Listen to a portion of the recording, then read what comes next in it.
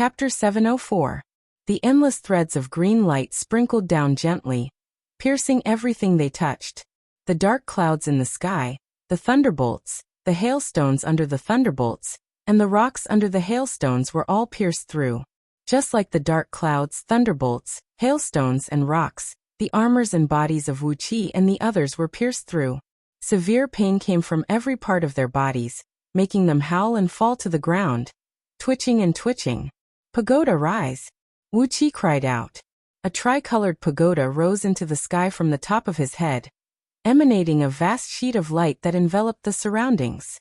After fighting with the immortals for countless years, Dayu's Directorate of Celestials had figured out countless wonderful mystic arts, which allowed them to temporarily activate the immortal artifacts of immortals with the natural energy of heaven and earth.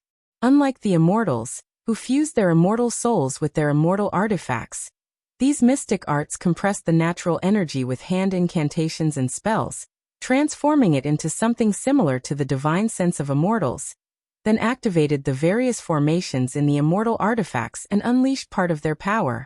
Immortal artifacts had their own spirits, and their cultivation bases were extremely strong. Therefore, these mystic arts had to first suppress or obliterate their spirits before they could activate the immortal artifacts. In this way, the power of the immortal artifacts would be weakened by more than half. However, the oracles did not intend to unleash the full power of the immortal artifacts. They just wanted to activate them. And then, just like what Wuxia was doing now, Wuxia unleashed the pagoda he snatched from Li Qinghua, performed an incantation gesture with both hands, and pointed it at the pagoda. An invisible shockwave blasted out, and a miserable howl rang out from inside the pagoda as it exploded. The sky was filled with a strong tricolored light, which spread rapidly and turned into a sea of tricolored clouds that was 100 miles thick and 10,000 miles in circumference.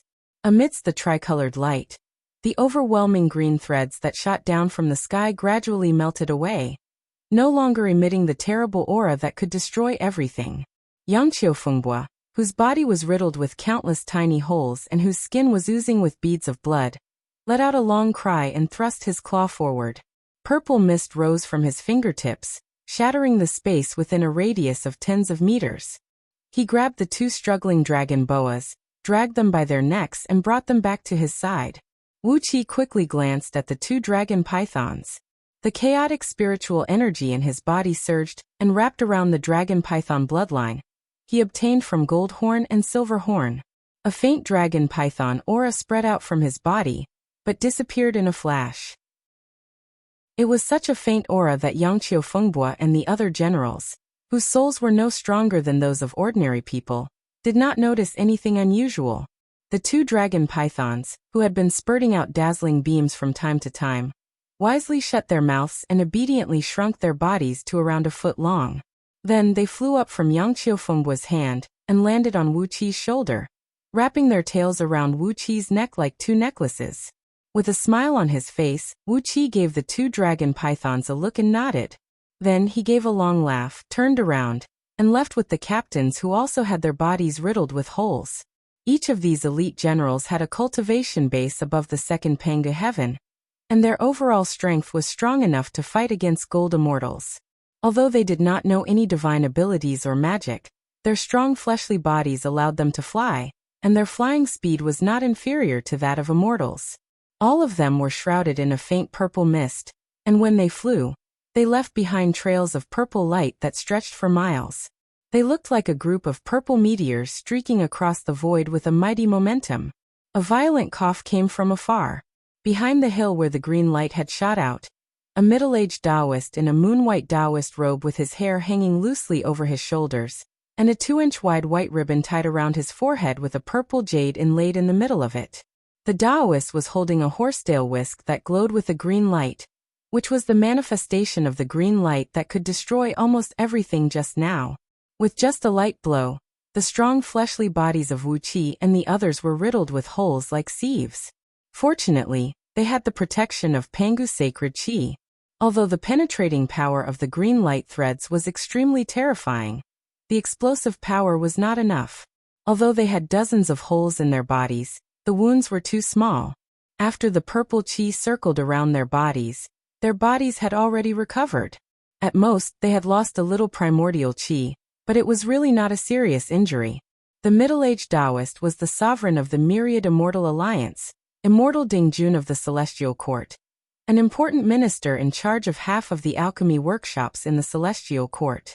He had a round face that was as fair as a silver basin, but now it was covered with a faint layer of gray mist, and there were some sweat and dirt that could not be concealed at the corners of his eyes and the tips of his brows. Although his primordial immortal body was unstained by dust, there were sweat and dirt on him, which showed that his immortal body was rapidly withering and aging. For a primordial immortal, this was a sign that both his immortal body and immortal soul were about to disintegrate. After coughing violently, the sovereign looked up at the three-colored light that was dispersing over his head and said in a flat voice, "You've got Huinghua? Are you luring the enemy by deliberately exploding this exquisite pagoda? Are you threatening me? Heh, why should I be afraid of you?" After laughing mysteriously, the sovereign suddenly cried out, "Wuxing, you despicable man, hand over my son at once. These 2 dragon pythons are the medicinal ingredients I've ordered, so you'd better leave them here as well." With a loud laugh, a purple mist in the shape of a rui suddenly rose from the top of the sovereign's head, spreading and spreading for 100 miles around him. Suddenly, 3 jade lotus thrones shrouded in purple light slowly rose from the top. Among the 3 jade lotus thrones, one of them was supporting a ball of pale green flame.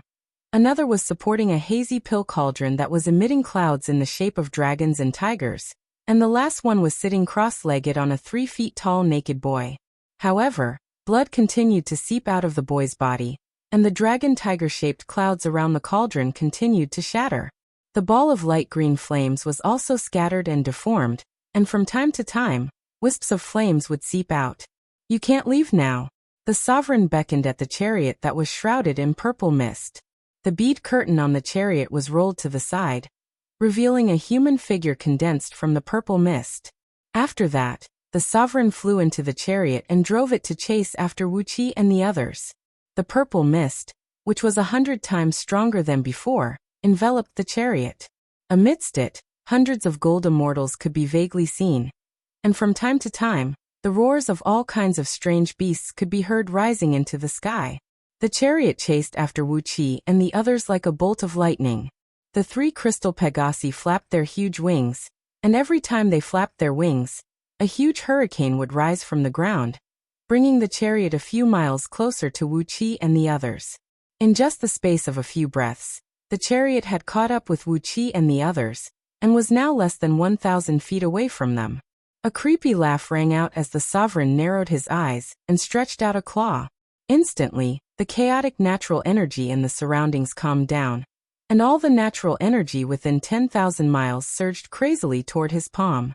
Out of nowhere, a huge hand, several miles in circumference, shrouded in purple mist, quickly stretched out and grabbed toward Wuxia and the others. As soon as the huge hand took shape, the flying speed of Wuxia and the others suddenly slowed down by a few times, and their bodies flew uncontrollably toward it.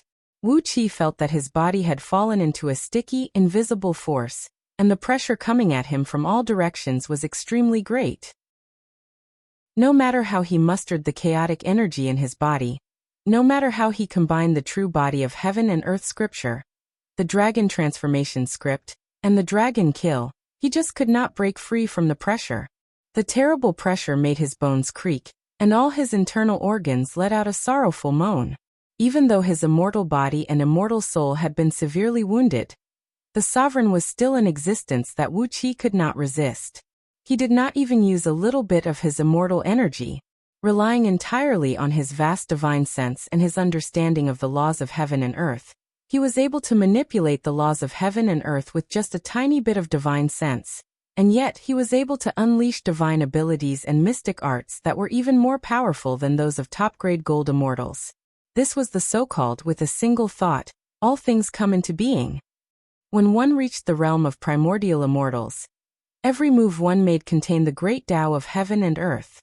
Thus, the sovereign's grab was like the entire world trying to capture Wuxia and his companions. Unless they were strong enough to break free from the shackles of heaven and earth, they would not be able to escape from the sovereign's grasp. Yang Qiufengbua and the others were much stronger than Wuxia. As mighty existences in the second Panga heaven, they were strong enough to fight against gold immortals. But they were also caught by the sovereign's casual grab, their bodies flying uncontrollably toward the huge palm without any power to resist. There were even some generals who were weaker than Wuxia. Although their fleshly bodies were strong, they did not cultivate divine abilities or magic power. As a result, the wisp of the laws of heaven contained in the huge palm had wounded their fleshly bodies and souls. Blood kept gushing out of their 7 orifices, and it looked like they were about to be crushed to death by the pressure. Wuxia took a deep breath and cried out, "Brothers, what are you waiting for?" With great difficulty, he flicked his finger and threw out a small triangular black flag the size of a palm, which swayed in the air and expanded into a large flag about 1,000 feet in circumference. With great difficulty, the 4 Yangqiu brothers also threw out 4 smaller flags of the same pattern. As the flags fluttered in the air, shrill ghost howls could be heard coming from them, while 5 dark torrents poured out of them at top speed, accompanied by terrible whistling noises. The myriad Gu rotting flags were a vicious magical artifact crafted by Yu Gu. Each flag contained a void of its own, in which countless poisonous insects and venomous rotting corpses were devouring and killing each other. Every year, countless fresh venomous insects and rotting corpses would be added to the flags. After being refined by Yu Gu for tens of thousands of years, the poison contained in the 5 flags, as well as the various poisonous creatures they bred, had reached an unimaginable level. The dark torrents were a mixture of rotting corpses, and the venom of all kinds of venomous insects, stinking, filthy, and containing terrible toxicity. The torrents poured down on the sovereign's huge palm, producing a shrill screech that sounded like ice water colliding with a red-hot iron plate. As the purple palm continued to melt and corrode, the sovereign's body swayed. Suddenly, a line of blood trickled down the corner of his mouth, and a wisp of black smoke appeared on his face. Yu Gu was, after all, a supreme oracle who was strong enough to fight against a primordial immortal, and the vicious magical artifact he crafted was so powerful that the sovereign's aura had merely touched the torrents. But the venom had already broken through the void and rushed into his fleshly body. With a bizarre smile on his face, the huge purple palm above him suddenly dissipated. Coughing up a mouthful of stinking blood, the sovereign cried out, "What a despicable trick! Hee. Why don't you give me back my son? Hurry up and hand over those 2 long worms." With this buffer, Wuxia and the others had already rushed to the valley where the black spirit-seizing energy was hidden. Without hesitation, they plunged into the valley and quickly disappeared in the dense black smoke. A deafening rumble rang out as dozens of flags soared into the sky from the valley. As they rolled, countless wisps of black smoke rose from them. Clearly, a vicious array had been laid out in the valley. Looking at the valley, then at the nearby hills and valleys, as well as the lofty mountains on the side, the sovereign smiled mysteriously again. With a cold snort, he drove the chariot and followed Wuxia and the others into the valley without hesitation. "What a petty trick! Do you think I'm afraid of you villains?" A thunderclap rang out of the chariot as the sovereign threw out an ordinary-looking palm thunderbolt, which swept across thousands of miles and shattered dozens of banners in the valley, exposing Wuxia and the others in front of him in an instant. Chapter 705. A raging hot wind mixed with stray electric currents swept across Wuqia's scalp, causing his hair to stand up one by one. The atmosphere was filled with electric charges, causing his hair to crackle and flicker with tiny electric currents. Yang Qiufengbua and the others were in the same situation. Their bodies were shrouded in a faint layer of electric currents, and they were all dumbfounded as if they had just seen a ghost. The valley was only a part of Wuqia's plan as a bait, a little trick to fool the eyes and ears. His goal was to lure the sovereign to the myriad poisons formation he had set up in a hilly area nearby. But never in his wildest dreams did he expect that all the arrangements in the valley would be shattered by the sovereign's palm thunder. Even though it was just a bait, the valley was carefully constructed with 3 layers of nested large-scale formations. Even though the sovereign was a primordial immortal, Wuxia thought he could at least cause him some trouble. In Wuqia's opinion, the sovereign would not be able to get out of the valley without a quarter of an hour's time. But the sovereign's palm thunder had shattered all the arrangements in the valley, along with the 2,700 soldiers who were responsible for controlling the formation flags and all the arrangements in the formation. 3 sets of nested array diagrams, hundreds of array disks of different sizes, and vital energy that were connected to 6 underground spirit veins as energy supply, as well as 2,700 heaven immortal soldiers controlling the array, were all shattered by a single palm thunder. It was the most ordinary palm thunder. A palm thunder that could be cultivated by any cultivator who had made some achievements in the Jindan realm. It was the most basic magic of immortal cultivators, and yet, it had completely destroyed the formation that Wuxia had meticulously constructed with just one strike. Just now, when the sovereign raised his hand and unleashed the palm thunder, Wuxia sensed the strange changes in the surrounding void with his divine sense. The lightning bolt that shot out of the sovereign's palm was as thin as a strand of hair, no more than a foot long. However, it contained an indescribable, marvelous rhythm. When it shot out, all the energy in the surroundings underwent a fundamental change. All the natural energy was transformed into surging lightning, and then quickly gathered toward the lightning bolt. In the blink of an eye, all the heaven and earth spiritual chi in a radius of 10,000 miles had been attached to that bolt of lightning, turning into a terrifying thunderstorm. The sovereign had only thrown out a tiny seed, but in that instant, it had grown into a towering tree, which had unleashed an incredible and terrible power. The 1,000-mile-long valley, the 3 sets of nested formations, and so many soldiers who were controlling the formations, were all turned into nothingness by a single thunderbolt. Although crafty plots and schemes are useful, they can never be used in public. Sitting in the chariot, the sovereign lifted the bead curtain in front of him and stared coldly at Wuxia. I have long expected that this journey will be full of troubles. That's why I asked the empty chariot to move forward while I stayed behind to see who is trying to make things difficult for me. With a faint sigh, the sovereign narrowed his eyes and said coolly, "So it's an old friend who is trying to kill me, isn't it?" Wuxia chuckled. The chaotic energy in his body kept rolling and swelling as the chaotic natural energy in the surroundings and the purple energy under the ground rushed into him. His body abruptly grew from 30 feet tall to about 50 feet. Muscles bulged all over his body, and black dragon scales stood up one after another like sharp blades. Amidst his heavy breathing, Wuxia exhaled like a dragon. Streams of black airflow swirled around him like living flood dragons. Clenching his fists, Wuxia sneered at the sovereign and said, "As long as the sovereign is alive, His Highness will never be at ease.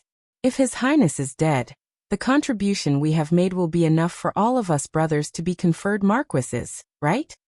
Chuckling, Wuxia nodded at the sovereign and said, "By the way, we have also captured your son Li Qinghua, which is a great contribution as well." The sovereign sighed a little dispirited, then shook his head and said, "You want to kill me? Do you think you can get the credit?" Wuxia gave a cold snort. He was worried as well. He had expected that the formation he had laid out could hold the sovereign for at least a quarter of an hour with the help of the natural power of the dark energy in the valley. A quarter of an hour later, he would lure the sovereign to another place that he had prepared in advance. A flat piece of land to the left of the valley where a teleportation formation had been laid out, which would transfer all of them into the myriad poisons formation.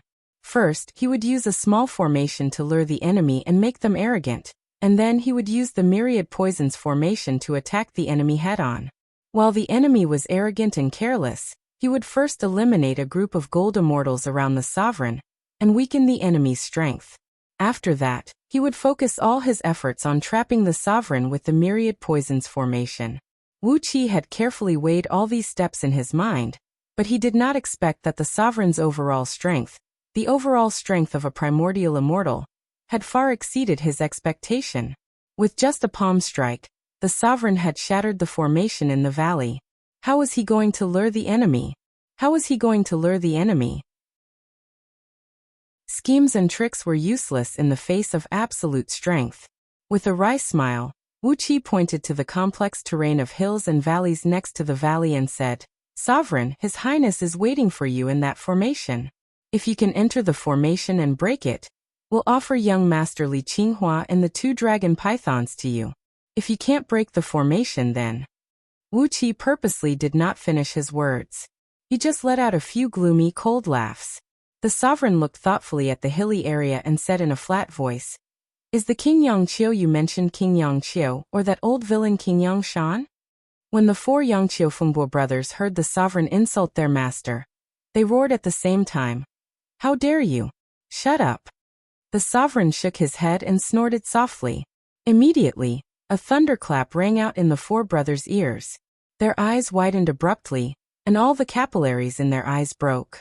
Blood gushed out of their eyes, and soon, blood was pouring out of their 7 orifices. However, the sovereign's soft snort turned into countless thunderbolts that exploded in the 4 brothers' spiritual oceans, nearly shattering their souls. Fortunately, Wuxia reacted quickly. He quickly produced 4 bone talismans, crushed them, and smashed them on the back of the 4 brothers' heads. Then, he punched them with both hands and quickly sent a stream of purple energy into their bodies. The 4 bone talismans were made by powerful oracles from the Directorate of Celestials, and they had the effect of stabilizing one's mind and soul, and expelling evil spirits. As soon as the spirit light rushed into the 4 brothers' spiritual oceans, the thunderclaps were quickly dispelled and their souls were stabilized. Meanwhile, the purple energy that Wuxia sent into their bodies quickly repaired their broken capillaries in their brains. Having escaped death with great difficulty, the 4 brothers gave the sovereign a look of horror, and took a few steps back subconsciously. Grabbing Wuqi's hand, Yangqiu Fengbo gritted his teeth and said in a low voice, "My good brother, we owe you one. Damn it, this old evil Taoist cultivation base is simply..." Wuxia looked helplessly at the sovereign as well. The gap between their cultivation bases was just too huge. It was unimaginably huge. Gritting his teeth, Wuxia suddenly threw his head back and gave a long cry into the sky. "Listen up, Your Highness. Castrate Li Qinghua and throw him to me, so that the sovereign can have a good look at what his future grandchildren look like." As soon as Wuxia gave a long cry, King Yangqiu's cold snort came out of the myriad poisons formation. "As you said. Well, should I cut him off or slice him into pieces?" A shrill scream came from afar, and then Li Qinghua howled at the top of his voice, "Dad, help me! They are taking off my pants." The sovereign's face twitched violently, and then turned livid. "How dare you? How shameless!" he roared at the top of his voice. "What a formation you are! Here I come. King Yangqiu, you are even more despicable, filthy, and despicable than your father. I'm going to cut you into 1,000 pieces, grind your bones, and scatter your ashes." Pointing a finger at Wuxia, the sovereign snapped, "Lead the way, boy. After I break your formation, I'll cut you into pieces and send your soul into transmigration, so that you can be reincarnated as a woman and suffer endless humiliation in a brothel for the rest of your life." The sovereign's threat was so powerful that Wuxia could not help but shudder and look at the sovereign with a strange look in his eyes. Not only could he send a man's soul into transmigration, but he could also control the appearance of his enemy's future reincarnation. Was the cultivation base of a primordial immortal really so heaven-defying? The 6 paths of reincarnation was a law controlled by the heavenly Tao. Could it have become the sovereign's private property? Unless... Wuxia suddenly thought of the melodious chanting. Grinning coldly, Wuxia, maintaining his 50 feet tall dragonman form, strode toward the myriad poisons formation with the sovereign and his companions. Yangqiu Fengbo and the others exchanged a glance. Laughing strangely, they soared into the sky and quickly disappeared into the formation. Although the myriad poisons formation was very powerful, its vital parts still needed to be guarded by experts. Otherwise, its foundation could be easily shaken by others. As soon as they entered the formation, they saw countless extremely thin streams of colorful mist rising from every mountain and valley, transforming into an extremely thin layer of colorful mist that firmly enveloped the hills within a radius of thousands of miles. The sovereign laughed mockingly. "A formation that covers 1,000 miles? What is this? Have you ever seen an ancient formation like the one from the celestial court that covers an entire world? What is a mere formation that covers 1,000 miles?" Wuxia looked over his shoulder at the sovereign and said coolly, "A formation does not have to cover a large area. As long as it can kill people, it is a good formation.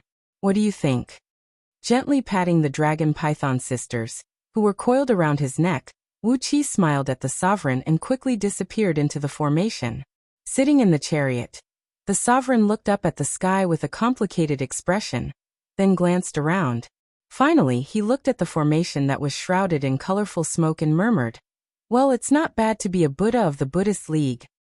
I've studied the immortal Tao for countless eons, but now I have to cultivate the Buddhist Dharma from the beginning. Never mind, never mind. At least, the Lord Buddha has promised me that I'll stay alive in this catastrophe and protect all my family members. What else can I ask for?" Grinning coldly, the sovereign's chariot sped into the formation. Hundreds of gold immortals in the purple mist cried out at the same time as they followed the chariot into the formation. The roars of venomous insects and beasts could be heard coming from within the formation, and a plume of colorful smoke rose high into the sky. The entire formation was fully activated, and before long, the miserable howls of people dying could be heard coming from within. Chapter 706. As soon as the chariot entered the formation, the purple mist dissipated, revealing more than 300 immortals from Myriad Immortal Alliance, clad in purple robes, and 30 or so strangely dressed youths. Needless to say, these immortals were the elites brought here by the sovereign, and they were almost half the number of gold immortals the Alliance had recruited. As for those strangely dressed youths, no one knew where they came from. These youths were tall and strong, and their bulging muscles were full of strength. However, their bodies were not as heavy and cumbersome as Fan Yuqi and Fan Kuai, whom Wuqi knew. Instead, they gave off a feeling of vigor, agility. Their hair was of different colors: purple, blue, red, white, silver, and many others, and all of them had waist-length hair that hung loosely behind their backs. The style of their robes was ancient, and the lines seemed very simple. However, the simple lines revealed an indescribable noble and dignified aura. They were handsome, and their eyes were filled with a natural nobility and pride. When they raised their heads slightly to look down at the crowd, they looked like gods looking down at the mortals from the clouds. They were outstanding young men, but their overall strength was really weak. As soon as they entered the formation, the sovereign drove the chariot and chased after Wuqi. Behind the chariot, more than 30 black flood dragons rose into the sky, their bodies emanating a strong black smoke and a pungent stench. They sprayed out a great amount of venomous liquid to separate the immortals from the sovereign's chariot. The gold immortals bellowed, waved their hands, and unleashed dazzling sword beams that stretched for miles across the void toward the flood dragons. The black venomous liquid splashed on the sword beams unleashed by the gold immortals. Amidst a sizzling noise of corrosion, the sword beams quickly dimmed, and the halos on the surface of many cracked. The venomous liquid touched the flying swords, corroding them and leaving pits of various sizes on them. In just a few seconds, a deafening rumble echoed out as dozens of immortal swords exploded at the same time, turning into countless specks of light that drifted down from the sky. These flood dragons were vicious creatures that Yugu had spent a great deal of effort to cultivate. They were no longer living creatures, but bizarre existences between ghosts and zombies. What they usually devoured were carefully concocted venoms and poisons, and Yugu had been refining them with all kinds of vicious magic. The venom stored in their bodies would give even a primordial immortal a headache, let alone these gold immortals.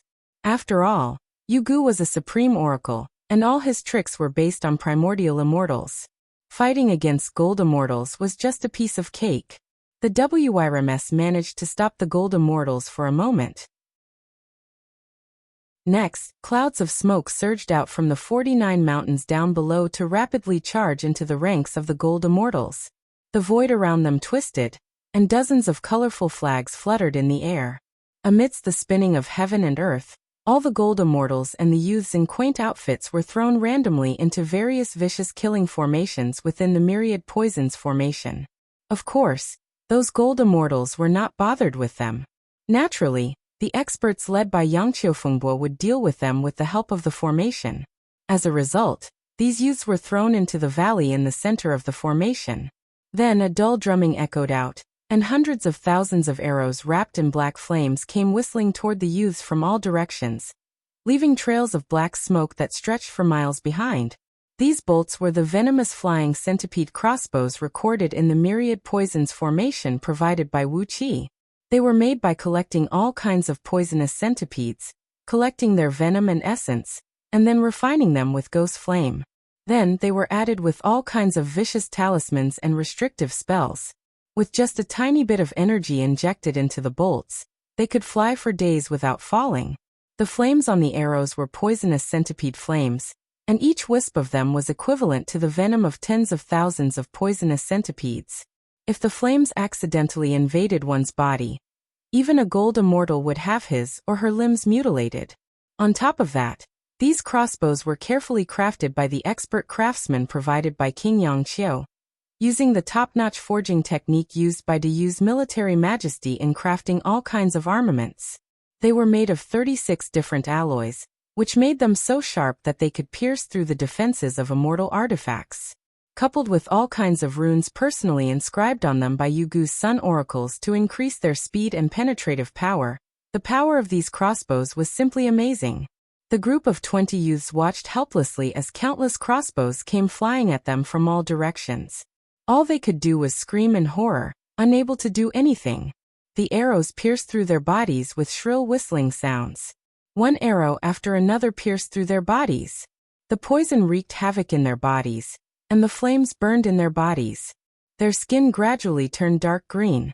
These young men let out shrill screams, and not long after, they died tragically under the barrage of crossbow bolts.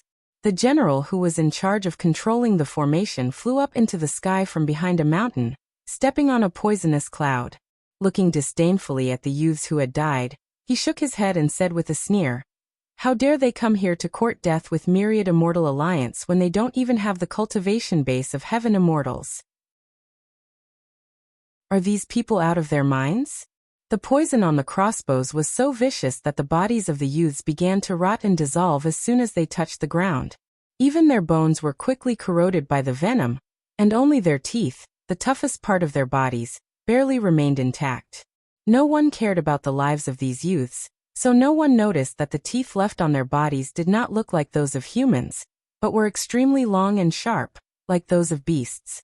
If an experienced oracle of Dayu were to examine these bodies, he would be surprised to find that their teeth were almost identical to those of divine beasts such as white tiger and black tortoise. There were even some youths who did not leave any trace. After they fell to the ground, their bodies quickly rotted and dissolved, and then wisps of pure energy began to flow out of their bodies. Crystal cores the size of fists began to disintegrate, and some runes that represented the laws of heaven and earth began to crack, turning into natural energy and returning to heaven and earth. No one cared about the lives of these youths with low cultivation bases, and naturally, no one could think of what it meant for them to die here. The various vicious ambushes and restrictive spells in the myriad poisons formation were activated at the same time. Coordinating with the formation, Yang Qiufengbua and the others attacked from all directions, besieging the hundreds of gold immortals brought here by the sovereign. The power of the myriad poisons formation was so great that no matter how hard the gold immortals fought, they were faced with endless poisonous creatures and all kinds of unimaginably vicious restrictive spells. Their immortal energy was constantly being consumed, and their defensive immortal artifacts were gradually being eroded by all kinds of venomous liquids and gases, causing their strength to gradually decline. Wuxia had transformed into a 50 feet tall dragon man, and was running at top speed inside the formation, leading the sovereign and his chariot to the heart of the formation.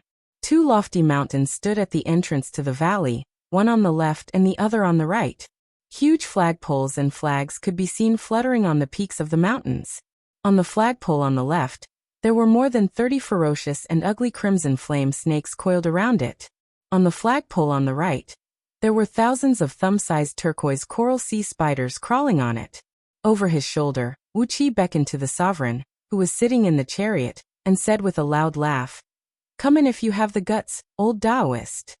Laughing wildly, Wuqia's body flickered and plunged into the valley.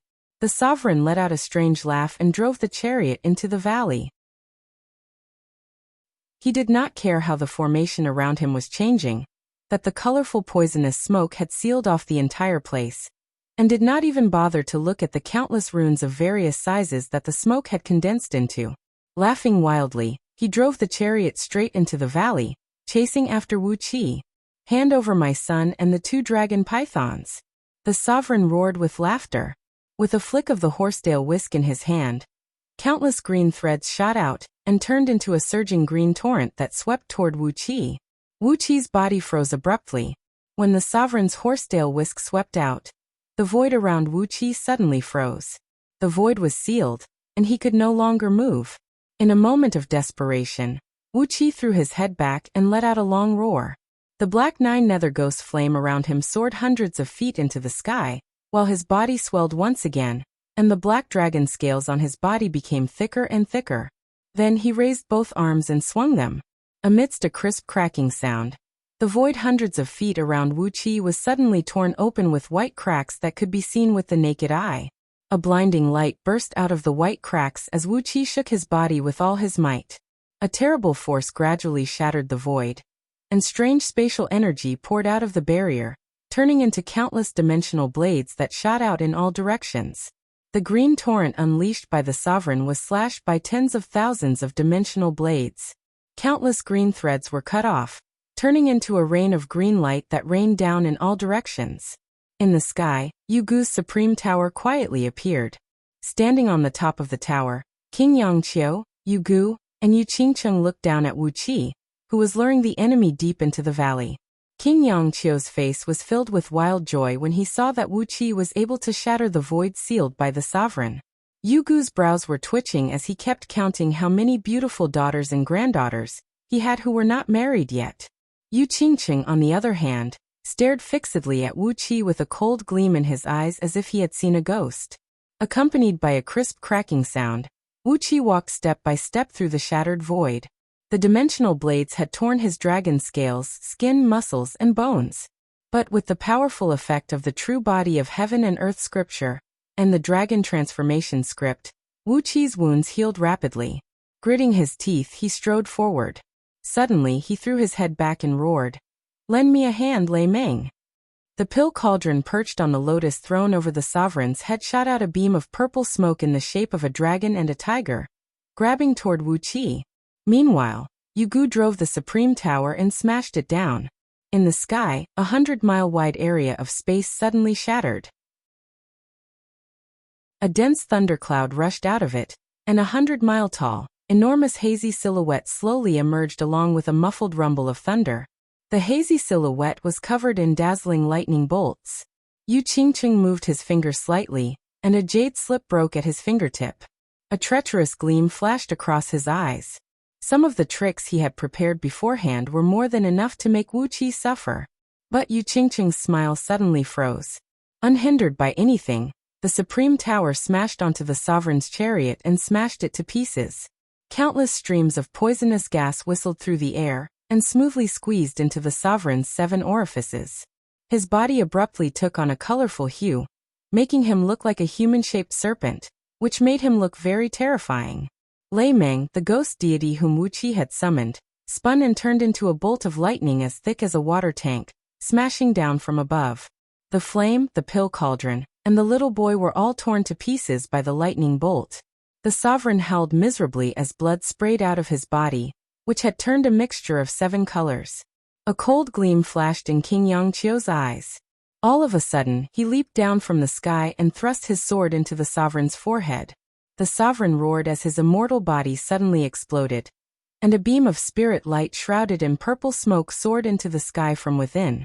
The sovereign's immortal body was destroyed, and his immortal soul was fleeing in panic. Chapter 707. Wuqia stood rooted to the spot, allowing the blades to hack and slash at him, bringing up large chunks of flesh and blood. King Yangqiu stood rooted to the spot, staring blankly at the immortal soul that soared into the sky with purple mist swirling around it. The sovereign of the Myriad Immortal Alliance, Immortal Ding Jun of the Celestial Court, an important official who controlled half of the alchemy workshops of the Celestial Court, was killed so easily? Yugu was struck dumb as well. Even though the sovereign was severely wounded, and his immortal body and immortal soul were severely damaged, he was still a mighty primordial immortal. Even if he was on his last breath, he was not someone who could be easily dealt with. In order to guard against the sovereign's desperate attack, Yugu had taken out all his belongings, including the few secret treasures left behind by the ancestors of the Yu clan in Liangzhu. All he had to do now was to fight the sovereign to see who was stronger. But he was killed just like that. His immortal body had disintegrated, and only his immortal soul had escaped? All three of them were stunned, but Yu Qingqing reacted quickly. He pointed at the sovereign's immortal soul and cried out. A beam of jade-colored light rushed out of the top of his head, transforming into 4 large hands that grabbed a huge net and flew toward the sovereign's immortal soul. Yu Qingqing's mentality changed in an instant. In order to embarrass Wu Qi and make him fall out of favor with King Yangqiu, he could not let Wu Qi complete the great merit of killing the sovereign. Therefore, he had prepared a lot of preemptive measures to ruin Wu Qi's plan. But it was one thing to set the sovereign free in advance, and it was another to kill him so easily with his immortal body shattered, leaving only his immortal soul to escape. By killing the sovereign's immortal body, which was only a wisp of his immortal soul, he had already accomplished most of the merit. A primordial immortal's immortal body could only be formed after countless eons of careful tempering and polishing. Unless the sovereign's immortal soul could find a primordial corpse to possess in a short period of time, there was no way he could cultivate his immortal soul again. The laws of the Great Path contained in his immortal soul were so powerful that ordinary bodies and spirit treasures could not contain his immortal soul. Therefore, when the sovereign's immortal body disintegrated, he had lost 80% of his cultivation base. Even though there was only a wisp of his immortal soul left, it could not stir up any great waves. In the future, he could only hide in some spirit cave where he could gather energy and cultivate bitterly, spending countless eons to rebuild his immortal body. But after countless eons, when he was lucky enough to recultivate his immortal body, it would be too late. By then, what use would he be as the sovereign of the myriad immortal alliance? Now that Wu Qi had taken 80% of the credit, all of Yu Qingqing's ambushes had become a joke, and Wu Qi had firmly grasped the credit. In that case, Yu Qingqing naturally had to put on a good show. By capturing the sovereign's immortal soul alive, he would be able to claim a great credit, wouldn't he? The net was shrouded in a faint black smoke and evil aura, with countless ghost heads dancing in it. It was the 9 Sons and Mother Yin soul net, which Yu Qingqing had refined by combining the magic of the immortal Tao and the divine ability of the ghost Tao of the Directorate of Celestials. It was especially good at restraining the souls and all spirit bodies of immortals. The net was extremely filthy, and if an immortal soul was caught in it, it would be like a puddle of water falling into a latrine pit, and its overall strength would be reduced by half. Yu Qingqing alone could not refine the 9 Sons and Mother Yin soul net to such a great extent. But, as a direct descendant of the Yu clan in Liangzhu, he also had a powerful elder as his backer. The net was a domineering magical artifact that 9 elders of the Yu clan had spent 49 years refining for him. It was so powerful that it posed a great threat to the sovereign's immortal soul. As soon as the gray net appeared, the heaven and earth darkened. Activate the formation. Don't let his soul escape. Yu Qingqing shouted, gesticulating. At this point, everything Yu Qingqing had arranged was useless against Wu Qi, so he could only go with the flow and claim a share of the credit himself. Therefore, he was more proactive than anyone else, fearing that the sovereign's immortal soul would escape. If that happened, he would have nothing to gain. As soon as the 9 Sons and Mother Yin soul net spread out, it expanded into a net that covered 1,000 miles in circumference and loomed over the sovereign. A foul stench filled the air, and from time to time, some unknown foul-smelling liquid dripped from the threads of the net. Coupled with the ghost heads and chilly winds that filled the sky, the net was truly a vicious magical artifact. When the sovereign's immortal soul, which was shrouded in purple mist, saw that the net was about to fall on him, he spun around and flew to the side. Wu Qi gave a cold snort. With a violent shake of his body, he shattered the void around him, then transformed into a dragon-shaped beam of black light and soared into the sky. Sovereign, since you're already here, we might as well take things as they come. Leave your immortal soul here. We still have a lot of things to interrogate you about. With a strange laugh, Wu Qi gritted his teeth and said, as the supervisor of the Celestial Court's pill workshops, you should at least leave me all the pill recipes of the Celestial Court that you remember. King Yongqiu and Yugu's eyes gleamed coldly at the same time. Pill recipes of the celestial court? Both men cried out in unison and transformed into dazzling beams of light that towered into the sky. Pu Lao's beast soul flew out from the top of King Yongqiu's head. As he let out a furious roar, the surrounding void vibrated, and the void within 100 miles exploded with a deafening boom. Countless spatial fragments shot out in all directions, forcing the sovereign's immortal soul to twist and struggle in the midst of the spatial fragments, lest it be sucked into the disintegrating void. Yugu, on the other hand, let out a long cry. His supreme tower soared into the sky, with countless runes flashing at the base of the tower at the same time. Countless wisps of black smoke shot out from the base of the tower like poisonous snakes, reaching out toward the sovereign's immortal soul in an overwhelming manner. For a moment, with the 9 suns and Mother Yin's spirit net sealing off the sky, King Yongqiu's roar shattering the void, Yugu's supreme tower emanating black smoke that filled the air, and Wuxia flying through the void like a dragon, the sovereign was forced into a dead end. With a furious roar, a plume of purple smoke suddenly sprayed out of the sovereign's hazy immortal soul, which quickly transformed into a jade rui scepter that measured tens of miles in length. Shrouded in a vast expanse of golden light, it smashed toward the 9 suns and Mother Yin's spirit net. It was a jade rui scepter condensed from the essence power of the sovereign's immortal soul, and it was cast with the supreme divine ability of the immortal Tao, the pure yang mystic art. The golden light swirling around it was 10,000 times hotter than the sun. As soon as the jade rui scepter appeared, Wuxia, King Yongqiu, and Yugu hurriedly retreated. Yu Qingqing's cultivation base was not very strong, so he could not control the 9 suns and Mother Yin's spirit net at will, a magical artifact whose power far exceeded his cultivation base. As a result, he could only send it out, but could not retract it. Seeing that the situation was not good, Wuxia and the others quickly dodged, but the 9 suns and Mother Yin's spirit net fell heavily and collided with the jade rui scepter. Countless miserable howls echoed out as the jade rui scepter transformed into plumes of purple mist and drifted away. Amidst Wuqia's gloating laughter, the 9-child Mother Yin's spirit net was burned with countless holes, turning into streams of stinking mucus that fell from the sky. The magical artifact, which Yu Qingqing had spent all his wealth and countless energy begging the elders of the Yu clan in Liangzhu to craft for him for 49 years, was turned into nothingness by the sovereign's desperate blow. Yu Qingqing trembled violently, and blood kept gushing out of his mouth. Wuqia's laughter pounded on his heart like countless heavy hammers. Yu Qingqing felt both heartache and anger, and his vision darkened and he nearly fainted. He pointed a finger at Wuxia in exasperation, wishing he could open his mouth and swallow Wuxia alive. The sovereign's immortal soul swayed a little, then slowly flew up into the sky. Laughing strangely, Wuxia came next to the sovereign's immortal soul with a blink of an eye and grabbed it with one hand. A loud noise rang out as the sovereign's immortal soul was enveloped in a pale green flame of extremely high temperature. The flame, which looked like colored glaze, began to burn the scale-covered palm, melting the scales and turning the flesh and bones into ashes.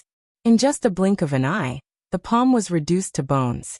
However, Wuxia had forcibly inserted the great cosmic soul locking seal, a vicious mystic art in the scroll of stealing, into the sovereign's immortal soul. Countless information flashed across Wuqia's spiritual ocean. Then he clenched his palm, which had been burned to the point where only 5 purple bones were left, and forcibly extracted all the memories related to alchemy and fire control from the sovereign's weakened immortal soul. At the same time, Wuxia compressed and released the chaotic energy in his body, and a wisp of the pale green flame wrapped around the sovereign's immortal soul was absorbed by the chaotic energy as well, turning it into a flame inside Wuqia's spiritual ocean, hovering together with the divine flame of order and the divine flame of heaven burning. This light green glazed flame was the great void peaceful glazed divine flame of the sky beyond heaven above the 9 heavens. It was the most powerful demon-subduing flame in the Tao sect. It had an extremely mystical effect when used to refine pills and weapons. In the past, Wuxia could only use the divine flame of order to refine artifacts, but now that he had the divine flame of great tranquility, The magical treasures crafted with the same materials and techniques would definitely be at least a few times stronger than those crafted with the divine flame of order. After all, the divine flame of order was only good at dealing with various fiends and evil spirits, while the divine flame of great tranquility was the real flame that specialized in refining artifacts and pills. After quickly and forcibly merging all the memories related to alchemy in the sovereign's body into his innate divine soul, Wuxia clenched his fist and extracted the innate pure yang universal scripture from the sovereign's immortal soul. After quickly merging the tens of millions of words of the innate pure yang universal scripture into his innate divine soul, Wuxia opened his mouth and coughed out a mouthful of blood, then staggered backward. Pointing a finger at the sovereign, he cried out, "Evil Taoist, what kind of ghost flame did you use to burn my palm?" Flustered and exasperated, Wuxia let out a long roar. He opened his mouth and shot out a crimson flame that carried the stench of water unique to dragons, smashing viciously onto the sovereign's immortal soul. The crimson flame was a mystic technique from the dragon kill, the true dragon soul refining flame. Fused with the essence of the natal core flame of dragons and the directorate of celestials ghost flame, it was extremely powerful and had a terrible lethality to the immortal souls of immortals. The sovereign's immortal soul, which was on the verge of disintegration, let out a bitter laugh as it shrank by more than 40% after being burned by Wuqi's true dragon soul refining flame. Just as Yu Gu and King Yangqiu were about to rush forward to capture the sovereign's immortal soul and interrogate it, the sovereign heaved a long sigh and abruptly burst out of his immortal soul. Yu Gu gave a strange cry, grabbed King Yangqiu and Wuqi, and fled as fast as he could. "Run for your lives! How could a mighty primordial immortal detonate his immortal soul? This is unreasonable!" he bellowed furiously. Yu Gu's supreme tower flew up into the sky and rolled up all of King Yangqiu's subordinates in the myriad poisons formation, then abruptly broke through the void and fled. Without making a sound, the sovereign's immortal soul disintegrated. A strong purple light swept across a radius of 10 billion miles, turning everything in its path into chaos. Immortal Ding Jun of the Celestial Court, the sovereign of the Myriad Immortal Alliance, had fallen. Chapter 708. Behind them was a vast grassland tens of millions of miles in circumference, surrounded by rolling mountains and dotted with countless lakes. Herds of beasts, numbering in the millions, were galloping happily across the grassland, kicking up clouds of dust and grass in their wake. In front of them was a vast wasteland, and in the distance, a sheet of purple light was slowly spreading toward them. Amidst the purple light, large tracts of mountains turned into nothingness. Gray chaotic energy pervaded the air, and was quickly absorbed by the landmasses in the distance. After absorbing the chaotic energy, the mountains grew taller and taller, and some of them, which were already tens of thousands of miles high, suddenly became several times taller, piercing through several layers of clouds. When the purple light was still thousands of miles away from Wuqi and his companions, it slowly dissipated, turning into countless transparent golden flowers that drifted down from the sky. A pale golden rain of flowers began to fall from the sky, covering an area of 10 billion miles in circumference. Heavenly music could be heard drifting slowly down from the sky, and the clouds as far as the eye could see had all turned pale gold. Strange light shone out from behind the clouds, shining beams of light onto the ground, and all the flowers, trees, and beasts that were touched by the beams of light grew rapidly. Just below the supreme tower where Wuqi and his companions were standing, a grassland about 100 miles in circumference was illuminated by a bright beam of light, which made the flowers, trees look extraordinarily strong and lush. A small tree, which was only tens of feet tall, suddenly grew to thousands of feet tall, its tip almost touching the base of the supreme tower. The tree was covered with a faint layer of green energy, which made it look extremely beautiful. It had transformed from an ordinary tree into a rare spirit tree. Meanwhile, the few lions lurking in the grass threw their heads back and roared joyfully. Their bodies, which were already about 30 feet long, quickly expanded to hundreds of feet long, their muscles bulging, their fur shining like gold, and their feet shrouded in wind and fire. Clearly, they were no longer ordinary beasts. Gradually, 3 pale purple clouds drifted over their heads, from which a golden rain of light fell, turning into 3 golden torrents that poured into Wuqi, King Yangqiu, and Yugu's bodies. Wuqi stared in horror at the purple clouds and the golden rain that poured into his body. What is this? This was the virtuous purple qi. And what was being injected into his body was the legendary heavenly Tao merit. As if molten gold was flowing into his body, every cell in Wuqi's body was immersed in an astonishingly high temperature. However, such a high temperature didn't cause any harm to Wuqi. Instead, he enjoyed the descent of merit. His body was shaking, and his soul was laughing. Every strand of his hair was dancing rapidly in the golden rain of light. Wuqi narrowed his eyes. He suddenly sensed a mysterious aura from this golden rain of light. The calmness that had imprisoned Wuqi for a long time and prevented him from breaking through disappeared without a trace, as if it had never existed. Endless Pangu sacred energy rose from the ground, turned into purple waves, and rushed into Wuqi's body. Normally, even the divine sense of immortals could not detect this purple energy. But today, the purple energy that poured into Wuqi's body was too much and too strong, so much so that it had condensed into purple waves that could be seen by the naked eye. The torrents kept pouring into Wuqi's body with deep, muffled whistles. Some of them were absorbed by his fleshly body, and some were transformed into chaotic energy. The strength of his fleshly body broke through again and again. In the second Panga heaven he broke through the 1-star realm, the 2-stars realm, the 3-stars realm. In just a quarter of an hour, Wuqi's true body of heaven and earth scripture had broken through to the 7-stars realm. The 7-stars realm of the second Panga heaven was a terrifying realm that was strong enough to fight against a 5th-tier gold immortal.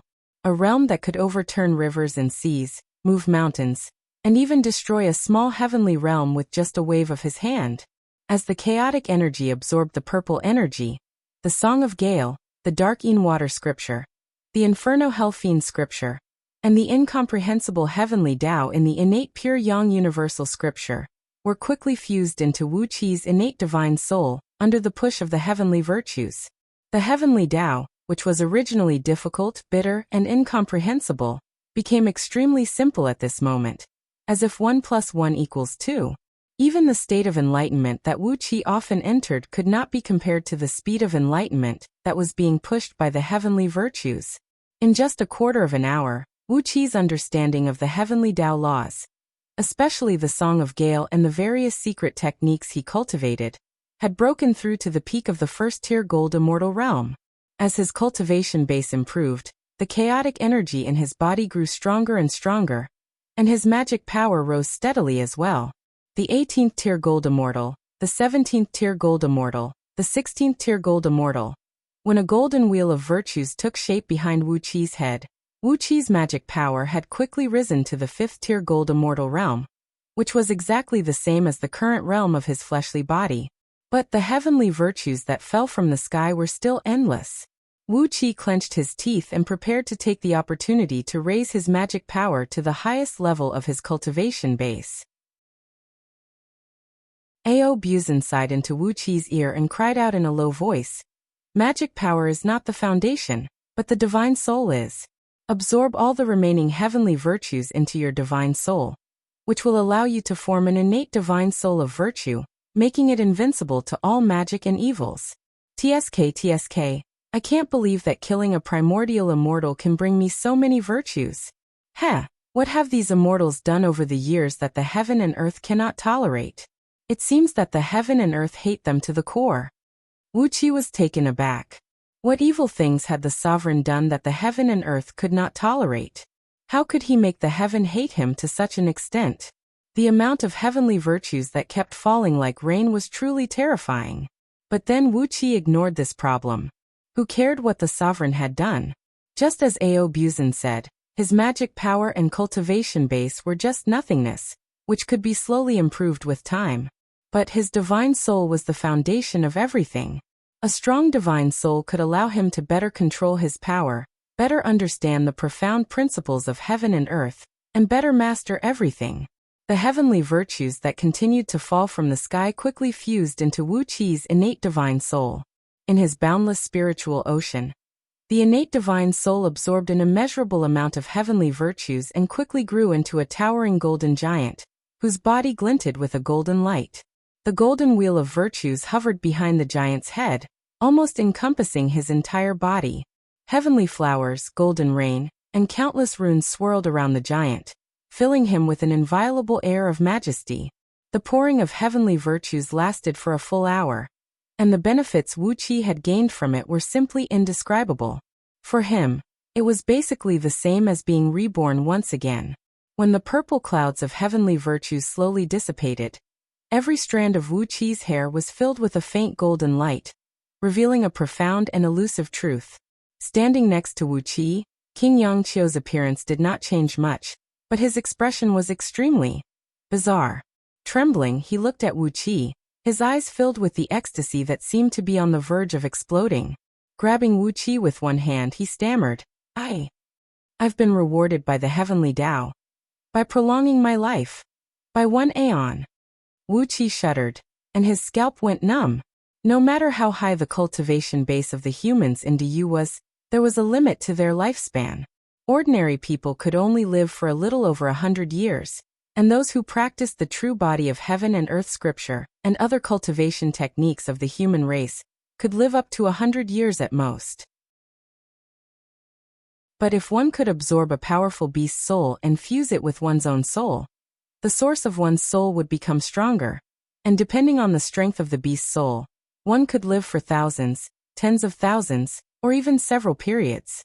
But even if the beast's soul was the soul of a divine beast like the azure dragon or the white tiger, 12 periods was the limit.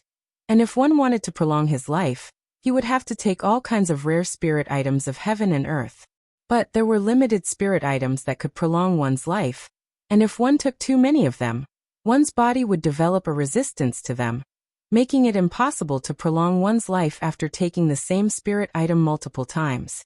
So even the human emperor of DU, even if he could sit on the throne for dozens of periods, would eventually die. But as a reward of the heavenly Tao, King Yangqiu's life was actually prolonged by 1 aeon. For members of the imperial clan of DU, what did 1 aeon of life mean?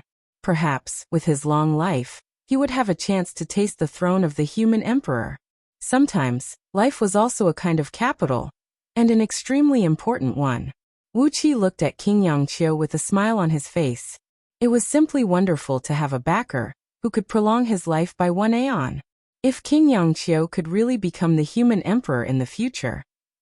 The smile on Wuqia's face grew brighter as he bowed to King Yangqiu sincerely and said, "Congratulations, Your Excellency. This is really good, really good." While King Yangqiu was laughing like a fool, Yu Gu, who was standing next to him, burst out laughing as well. Yu Gu, who was so old and shriveled that he could die at any moment, had taken countless life-prolonging spirit herbs, and was at the end of his life. But now, he had transformed from a shriveled old man to a middle-aged man in his 30s. A strong energy and a vast aura spread out of him. Anyone with a discerning eye could tell at a glance that his life force had been completely restored. His lifespan had been greatly extended, and his cultivation base must have taken a big step forward as well. Killing a primordial immortal is like getting rid of a vermin for the heavenly Tao. Wonderful. Yu Gu stroked his beard and laughed. Killing a primordial immortal is so beneficial. What a pity. How can a primordial immortal be so easy to kill? Wuqia and King Yangqiu exchanged a glance, then suddenly threw their heads back and laughed wildly at the same time. Yes, the heavenly Tao had bestowed such virtues upon them by killing a primordial immortal, which was really delightful. But how many primordial immortals were as unlucky as the sovereign? If primordial immortals were really prey that could be easily hunted, perhaps DU would have teamed up and hunted them to prolong his life and improve his cultivation base. It was already a blessing from the heavens that they were lucky enough to kill the sovereign, and they could not ask for anything more. Yu Qingqing, on the other hand, had an unsightly expression on his face. Gnashing his teeth, he stared at Wuqia and clenched his fists so tightly that his nails dug into the flesh of his palms. He was roaring furiously in his mind. Why are there only 3 purple clouds of virtues? Why is even Wuqia rewarded by the heavenly Tao? Didn't I, Yu Qingqing, do anything to kill the sovereign? Boundless malice rushed to his head, and Yu Qingqing's hatred for Wuqia rose to a new height for no reason. He felt that if it were not for Wuxia, the virtues and credit should have been his. Wuxia turned to give Yu Qingqing a cold look and sneered in his heart. There's no hurry, I'll deal with you and your disciples as soon as I get back. Chapter 709. With banners fluttering and drums ringing, King Yongqiu, his face beaming with joy, slowly drifted down from the supreme tower and stepped onto the cloud platform of his army. Tens of thousands of soldiers, their armors polished to a bright shine, held their heads high and puffed out their chests as they looked at King Yongqiu with fanaticism, shouting, "Long live your highness." Following closely behind King Yongqiu, Wuxia drifted down from the sky with narrowed eyes and a smile on his face, feeling the enthusiasm and excitement of the soldiers down below. The news that King Yongqiu had successfully killed the sovereign and captured his son, Li Qinghua, had spread through the army, and the official report had been sent to Liangzhu as fast as possible. With such a great contribution, as long as Liangzhu responded, King Yongqiu would not only be promoted, but all the generals and soldiers under his command would also be rewarded handsomely. They would definitely be promoted and rich, and many of them would even be conferred titles of nobility. Once they were conferred titles of nobility, they would be entitled to a beast soul and fuse with it. Not only would it greatly improve their overall strength, but it would also greatly prolong their lifespan. These were all real benefits. Even Yu Gu, who had always been shrouded in a ghostly aura, looked very different today. With a big smile on his face, he strolled triumphantly among the crowd, showing off his muscular body, which had regained its youthfulness. The enormous virtues of the heavenly Tao had brought him straight back to the age of 30, and with his current cultivation base, he could live for dozens of periods. The heavenly Tao had also recorded a great contribution for him, and his lifespan had been extended by a long time. The old fellow was so excited that his heart was about to explode. Those elders of the Yu clan in Liangzhu were about the same age as Yu Gu, and they did not have many years left to live. When those elders died, Yu Gu would be the oldest elder of the Yu clan in Liangzhu, the one with the highest status and the strongest cultivation base. At that time, it would be a piece of cake for him to support his descendants to become the clan master of the Yu clan in Liangzhu. At that time, he would be the spokesperson of the Yu clan in Liangzhu, and all the high positions in the imperial court of Deyu would be up to him to choose. Killing a primordial unity golden immortal in exchange for so many benefits was worth it. Yu Gu even felt his lower body begin to heat up, and his little brother, who had not moved for tens of thousands of years, seemed to sense the arrival of spring. Squinting at the young and beautiful girls who had come to greet King Yongqiu, he wondered if he should quickly pick a few of the prettiest girls and take them to a remote tent to do something that only young people would do. Amidst the laughter, Yu Qingqing's face was the most unsightly. With a straight face, he wished he could hack Wuqia to death with his sword. How could Wuqia be the one to benefit so much? How did he get so much merit? Why not me? Why not Yu Qingqing? Why is it not the excellent, intelligent, wise and brilliant Lord Yu Mianqing who gets all these benefits? He, Yu Qingqing, was an erudite scholar who knew everything about astronomy and geography, who could bring peace to a country with literature and rule a country with martial arts. He was simply an omnipotent man. But Yu Qingqing's current cultivation base was only that of a 33rd tier heaven immortal, a nobody in the imperial court, and a military counselor who was often looked down upon by King Yongqiu's side. How could he be wronged like this? Yu Qingqing, how could you not use such a talented man? Instead, you put him in an important position. Gritting his teeth in exasperation, Yu Qingqing looked gloomily at King Yongqiu, and occasionally glanced at Wuqia with resentment in his eyes. His heart was dripping with blood. At the same time, he was cursing the sovereign and his clan with great resentment. How could a primordial unity golden immortal be killed so easily? How could he be killed so easily? Couldn't he put up a fight? Couldn't he put up a fight with all his might? Couldn't he kill Wuqia first, and then detonate his immortal soul? Resentment rushed straight to his head, and a scarlet blood vessel twisted and wriggled on his forehead like a viper. With the honor of killing the sovereign, King Yongqiu returned to the headquarters of the army. After a grand celebration banquet, as King Yongqiu mobilized the army, The army of hundreds of thousands marched toward the formation constructed by Lord Wandering Immortal. On the ground, hundreds of thousands of soldiers marched forward with thunderous footsteps.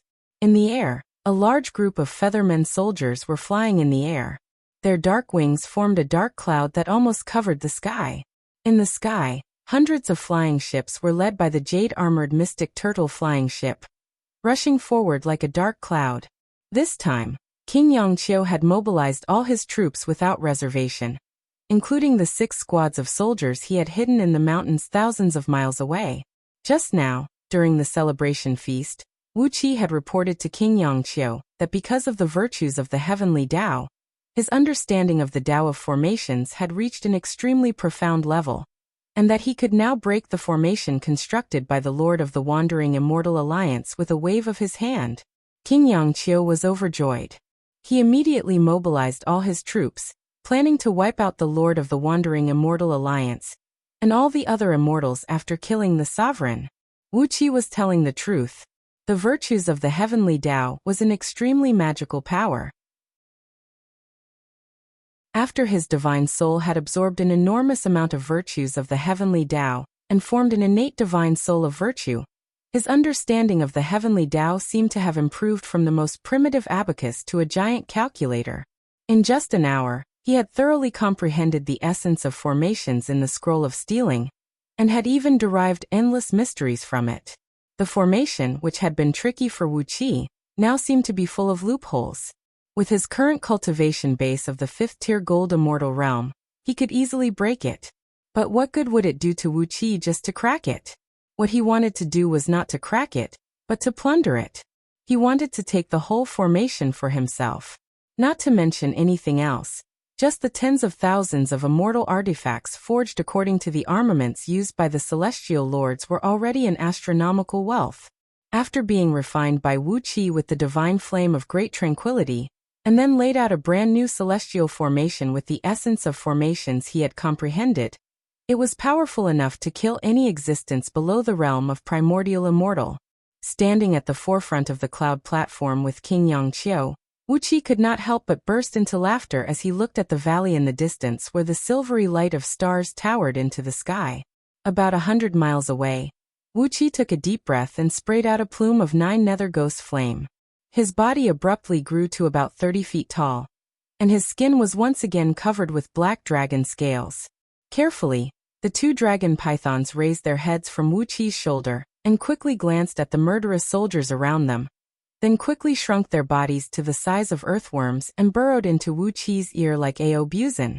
Aobuzin hid in Wuqia's left ear, while the 2 dragon pythons hid in Wuqia's right ear. No one had any objection to Wuxia taking in the 2 dragon pythons. The warriors of Du always liked to keep some strange beasts, birds and poisonous insects. Although these 2 dragon pythons were a little rare, it was not as if no one kept similar species. Even King Yongqiu knew a few members of the imperial clan who kept the ancient fierce beasts, the 9-headed serpents. So it was not a big deal. Exercising the dragon kill, Wuxia transformed his body into the form of a dragon man and raised both hands. A plume of black smoke shot out of his fingertips, and in the next moment, hundreds of mountains, each 100 miles tall, were lifted off the ground amidst a deafening rumble. The roots of the mountains were separated from the ground, causing countless boulders to crumble and dust to rise high into the sky. A gust of wind swept across the place, causing many soldiers to lose their balance and nearly be swept away by the flying mountains. A total of 360 mountains were uprooted into the sky by Wuxia with the mountain shifting spell, a mystic technique of the Directorate of Celestials. Standing off to one side, Yugu could not help but nod and exclaim, "Cultivating both fleshly body and magic is amazing." Tan Lang's mountain-moving incantation has already fully grasped its essence. It's too wonderful for words. Wuxia laughed and said, "You flatter me, Elder Yu." He put his palms together, and the mountains flew toward Wuxia. Then, a plume of 9 nether ghost flame, black as ink, sprayed out of his palms. Amidst a sizzling noise, the mountains shrank rapidly, and before long, the hundreds of miles tall mountains were reduced to 3 feet tall. Although they had shrunk in size, their weight did not change at all. Their density had been compressed to an extreme, so much so that they were comparable to the materials of the cores of the stars in outer heavenly realms, which had been tempered by all kinds of great natural forces day and night. Wuxia soared into the sky with both hands holding the small hills, then casually sprinkled them into a valley not far away. Accompanied by a loud, muffled boom, Wuxia threw the mountains into the formation constructed by Lord Wandering Immortal, sealing off the 360 most important energy circulation veins in the formation. Immediately, a deafening rumble rang out from the formation. Countless starlight towered into the sky, and the mountains inside the formation crumbled one after another. The immortals stationed on the mountains howled miserably as they were shredded to pieces by the violent star power. Wuxia's understanding of the essence of formations from the scroll of stealing had reached the state of Tao heart illumination, and he could now comprehend 10,000 of them. Therefore, it did not take him much effort to crack the formation constructed by Lord Wandering Immortal. After blocking off the energy circulation veins of the formation collapsed immediately, and the army of hundreds of thousands of soldiers quickly surrounded the entire valley. A dark cloud rose into the sky. Li Qinghua, who was tied to a stone stake and bound by black metal chains like a rice dumpling, was howling in pain as he was escorted to the sky above the valley by dozens of burly executioners. Complacently, King Yangqiu flew to the sky above the valley with his trusted subordinates. Smiling at the immortals who were running around in panic, he said, "Lord Wandering Immortal, the sovereign of the Myriad Immortal Alliance has been beheaded, and I've captured Li Qinghua alive. Why don't you surrender now? Are you still going to put up a stubborn resistance?" Amidst Li Qinghua's hoarse howl, Lord Wandering Immortal and the other gold immortals of the Alliance breathed a long sigh and committed suicide in front of everyone. They dispersed their immortal bodies and immortal souls, and did not put up any resistance. Wuxia fished out 360 refined star beads from the pool in the valley. Now that he was King Yangqiu's trusted subordinate, who would dare to compete with him for these treasures? Each of these star beads was a top-grade gold immortal artifact that the sovereign had personally crafted with hundreds of millions of kilograms of materials. If all 360 star beads were used in unison, their power would be unparalleled. But now they had benefited Wuxia. Over the next year, King Yangqiu, Wuxia, and others escorted Li Qinghua to and fro Diyu, wherever Li Qinghua went. As soon as the news of the sovereign's death was learned by the immortals of the Alliance, all the immortals committed suicide, and no one dared to fight against the army of Diyu. In just 1 year, the Myriad Immortal Alliance, which had once turned the whole of Diyu upside down, was completely pacified. For a time, the imperial court of Diyu was shaken, and the name of King Yangqiu spread far and wide. Meanwhile, Tanlang, the pseudonym of Wuxia, the county governor of the East Sea of Hai Province and the military minister of Hai Province, had also caught the attention of the important ministers of Diyu. Chapter 710. King Yangqiu's army was stationed in Greenwood Plain. The plain, which measured more than 100 million miles in both width and length, was covered with lush green grass. Thousands of wild beasts lurked amidst the grass, and countless wildflowers were in full bloom, their petals as big as water tanks. At first glance, the vast Greenwood Plain looked like a rainbow draped over the grassland. It was an indescribably beautiful scenery. There were no other plants on the vast plain, except for a towering shadowless green tree that stood 1,000 miles tall in the middle of the plain. Near the ground, the tree was tens of miles thick, and its bark was as smooth as a glass. A green light shone through it, illuminating thousands of miles away. From top to bottom, this shadowless green tree only had dozens of clean branches, decorated with thousands of giant leaves that were several miles in circumference. Whether it was the branches or the leaves, they all looked like they were carved from green jade, completely clear and without any impurities. Even at noon, when the sun was directly facing the shadowless green tree, it would not cast a shadow on the ground. Since the great Saint Pangu transformed into Pangu continent, this divine tree had been growing quietly in Greenwood Plain, absorbing the essence of the sun and the moon day and night. It was the most famous ancient divine tree in Diyu's territory. Every day, the shadowless verdant wood would secrete about 1,000 drops of sticky, fragrant verdant wood divine elixir. Each drop of this verdant wood divine elixir weighed tens of thousands of kilograms. It had the miraculous effect of strengthening bones, strengthening internal organs, replenishing vitality, and stabilizing the soul. If a Diyu warrior, whose cultivation base had reached the peak of the 9 stars realm of the first Panga heaven, took a drop of greenwood divine liquid, his cultivation base would be able to steadily break through to the second Panga heaven overnight. If a warrior whose cultivation base had reached the second Panga heaven took a few drops of greenwood divine liquid, the strength of his fleshly body would certainly break through the realm of 1-star realm. The greenwood divine liquid was extremely precious, and only generals who had made rare military contributions were qualified to set up camp in Greenwood Plain. During the period when they were stationed, all the greenwood divine liquid secreted by Shadowless Green Tree would be distributed by the general who had made the meritorious service, and could be rewarded to his subordinates at will. After making a great contribution, setting up camp in the Greenwood Plain, leading the army straight to Yuxiong Plain, and finally arriving in Liangzhu to receive the human emperor's reward. This was the grandest reward ceremony that the Diyu dynasty gave to the generals who had made great contributions. According to the amount of military service rendered, one could be stationed in Greenwood Plain for 3 days, 6 days, or even 9 days. But King Yangqiu's army had been stationed here for 36 days. The vast Greenwood Plain, which measured 100 million miles in circumference, had been cursed by a great oracle of the ancient Directorate of Celestials. Although it existed on Pangu continent, it had been isolated into a separate space, and only generals who had rendered great meritorious services and their subordinates were allowed to set up camp in it. King Yangqiu's army had been stationed in Greenwood Plain for 36 days, which was the longest in the last eon. He had killed the sovereign of the Myriad Immortal Alliance, captured Li Qinghua alive, and spent a year touring around the world with him. The collapse of the alliance, countless immortals of the alliance had committed suicide, and almost all the itinerant cultivator powers on Pangu continent had been completely destroyed. Such an amazing contribution was worthy of King Yangqiu setting up camp in Greenwood Plain for 36 days. Over King Yangqiu's military camp, Yugu's supreme tower was hovering on a cloud. The human emperor was overjoyed when he heard that Yugu had been rewarded by the virtue of the heavenly Tao for helping King Yangqiu kill the sovereign. When he returned to Liangzhu, he would definitely be rewarded handsomely, and he would certainly have more power in the Directorate of Celestials. Delighted, Yugu simply followed King Yangqiu's army on a tour around the world, working with Wuxia to break through countless strongholds of the Alliance and kill many immortals of the Alliance.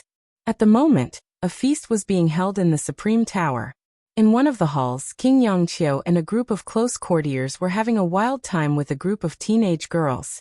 If they were in the main tent, King Yangqiu, as the commander of the army, would not dare to be so unrestrained. But in Yugu's Supreme Tower, King Yangqiu could let go of the restraint in his heart and enjoy everything he wanted.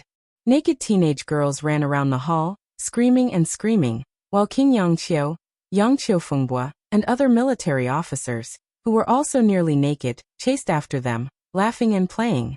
If any teenage girls were caught by them, they would immediately engage in a hand-to-hand fight. In a corner of the hall, dozens of teenage mermaids were soaking in a pool, either playing musical instruments or singing the most enchanting music of the mermaids in a low voice to liven up the atmosphere. The hall was filled with the fragrance of ambergris, which Yugu had carefully concocted. It was gentle, smooth, and had a great aphrodisiac effect, which made King Yangqiu and the others panting and entangled with the teenage girls. There was a small door in a corner of the hall, behind which was a dimly lit secret chamber. Yugu, a withered tree that had been revived, was excitedly having sex with dozens of teenage girls from various clans on a huge bed. Like an old wolf in heat, Yugu threw his head back and roared into the sky, twisting and turning with the teenage girls into a pile of flesh. He was too embarrassed to fool around with King Yangqiu and the other juniors, but in this relatively closed secret chamber, he could unleash all the anger that he had been holding back for tens of thousands of years, and no one could stop him. But these erotic scenes had nothing to do with Wuxia. At the moment, Wuxia was in the secret chamber in the deepest part of the Supreme Tower, completely isolated from the outside world by sealing off the void with the ancient divine runes of the Book of Ancient God. It had taken King Yangqiu a year to conquer the myriad immortal alliance, and during that time, Wuxia had spent most of his time refining various materials, in addition to helping King Yangqiu break the defensive formations in the alliance's strongholds. Now that he was the most popular man at King Yangqiu's side, and one of the 3 men who were rewarded by the virtues of the heavenly Tao for killing the sovereign, Wuqia's power had become so great that no one would say anything when he took out a large number of rare materials from King Yangqiu's armory at will. The secret chamber was originally only about 100 feet in length and width, but after Wuxia cast the ancient divine runes recorded in the Book of Ancient God into the surrounding walls, the space immediately expanded to 100 miles in both width and length, and about 10 miles in height. Now there were countless materials piled up in the vast space. They were the rare materials Wuxia had taken out of the armory over the past year, and they had all been carefully refined by Wuxia with the divine flame of great tranquility, so all the impurities in them had been removed. Sitting cross-legged in the middle of the secret chamber, he glanced complacently at the countless materials placed around him. Then he carefully scanned the surroundings with his innate divine will. After completely eliminating the possibility of being peeped at, he carefully spat out a hassock that emanated a towering cold air from his mouth. At the same time, he spat out the soul of the Darkeen hassock, the item spirit of the Darkeen hassock, the soul of the Darkeen hassock. After being nourished by the water element energy provided by Wuxia for so many years, the soul of the Darkeen hassock had grown to a height of about 30 feet, and its body was so condensed that it looked like a corporeal body. 49 waves of water were wheeling and dancing around it like white dragons, emanating a frighteningly mighty aura. After being dragged out from Wuqia's spiritual ocean, the Darkeen hassock lazily opened its eyes and woke up from its slumber. The soul of the Darkeen hassock, which looked like a seahorse and had 6 transparent wings on its back, smacked its lips and rubbed its wings against each other. Then, it gave Wuxia a look, then sprung to its feet abruptly and cried out in surprise. "How many years has it been? How come you already have the cultivation base of a gold immortal?" With a smile on his face, Wuxia looked at the hassock. He spat out the star shark blade and said coolly, "My luck is pretty good. After killing a primordial immortal, the virtues bestowed upon me by the heaven pushed my cultivation base to this level. Cut the nonsense. The promise you made back then is going to be fulfilled now. I'm going to craft a supreme tower, my prime magical artifact, and you have to be the item spirit of my supreme tower." When he met Wuxia years ago, he promised that once Wuxia reached the realm of gold immortal, he would be at Wuqia's beck and call. But now Wuqia's cultivation base had reached the level of a 5th-tier gold immortal, which made him much stronger than his former master, Lady Dark Goldwater. Therefore he naturally obeyed Wuqia's will. Now Wuqia's cultivation base was not as strong as it was in the past. With just a finger he shattered the star shark blade, and allowed the Darkeen hassock to devour it completely. Even the soul of the green dome shark was devoured by the hassock. After that, Wuxia smashed the Darkeen hassock's true form with a palm strike, then shot out a stream of divine flame of great tranquility from his palm, burning the soul and the fragments of the Darkeen hassock to his heart's content. A shrill cry came out of the hassock's mouth. It was a painful cry, but it was filled with excitement and joy. The divine flame of great tranquility kept purifying the impurities in Cattail hassock's soul. At the same time, wisps of chaos energy kept flowing into Cattail hassock's soul, making his soul purer and more condensed, transforming step by step from Hotian to Xiantian. The divine flame of great tranquility surged out of Wuqia's body like an ocean, melting all the materials that piled up like mountains around him. Under the control of Wuqia's powerful divine will, countless materials were perfectly mixed in the air according to a specific ratio. Countless streams of molten metal glowed with various colors in the air, colliding and fusing with each other, filling the air with dazzling sparks. In just a blink of an eye, a supreme pagoda shaped like an Egyptian pyramid appeared above his head. It was pitch black in color, standing about 1 mile tall at its highest point, and about 1 mile long at its base. With his enormous divine will being sent into the pagoda, Wuxia poured all the magical ancient divine characters he found in the Book of Ancient God into the pagoda. Inside the pagoda, countless divine characters transformed into enormous and extremely complicated diagrams of divine characters, nested together into a perfect whole. One by one, Wuxia threw the 360 star pearls he took from the core of the star formation constructed by Hall leader Wandering Immortal into the pagoda, forming a complete heavenly star-killing formation inside the pagoda. These star pearls were spirit items personally crafted by the sovereign, and each of them could affect the power of a star, possessing a very strong power. A green flame swept across everything. For this day, Wuxia had been preparing for it for a whole year. He coughed out a mouthful of blood and sprayed it onto the pagoda. With a flip of his hands, he threw the broken pieces of the dark hassock and the item spirit of the great ocean water dividing dragon into the pagoda, completely merging it with the star formation. A vast amount of cold air burst out of the pagoda, followed by a vast expanse of starlight that turned into a colorful aurora. The pitch-black pagoda did not have the slightest luster, but its exterior was filled with all the colors in the world, making it look very mysterious and magnificent. Wuxia nodded with satisfaction and smiled. With a casual wave of his hand, he sent the pagoda into his spiritual ocean and nourished it with his own energy. King Yangqiu had mentioned to Wuxia that he intended to cultivate Wuxia into a supreme oracle, one who cultivated both fleshly body and magic. Every supreme oracle would have a supreme tower crafted by Diyu's Directorate of Celestials, but Wuxia did not need their help. He could craft a supreme tower that suited him best. The Dark Celestial Tower was a supreme magical artifact Wuxia had crafted for himself. It was a freak that combined the artifact crafting techniques of the Immortals and the oracles of the Directorate of Celestials, as well as Wuxia's chaotic energy. In the future, it could even devour foreign objects to improve itself. As he sensed the energy tides triggered by the Dark Celestial Tower constantly devouring chaotic energy in his body, Wuxia's heart suddenly raced a few times. Suddenly Wuxia began to calculate with his fingers, and a sinister smile suddenly appeared on his face.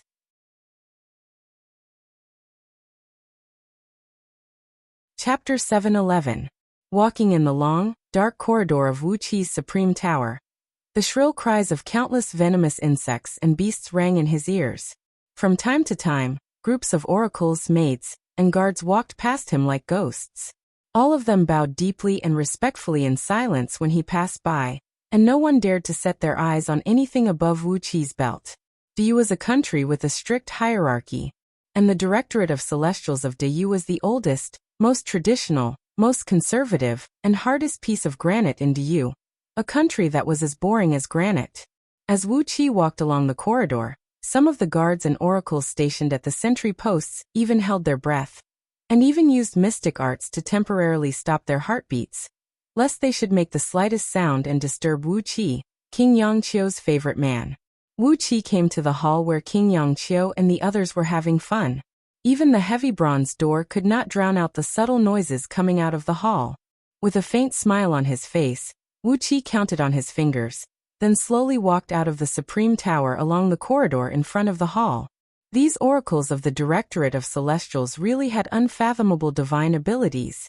From the outside, Yugu's supreme tower seemed to be only about a mile in circumference, but its interior was extremely vast. It took Wuxia half a quarter of an hour to walk out of the secret chamber.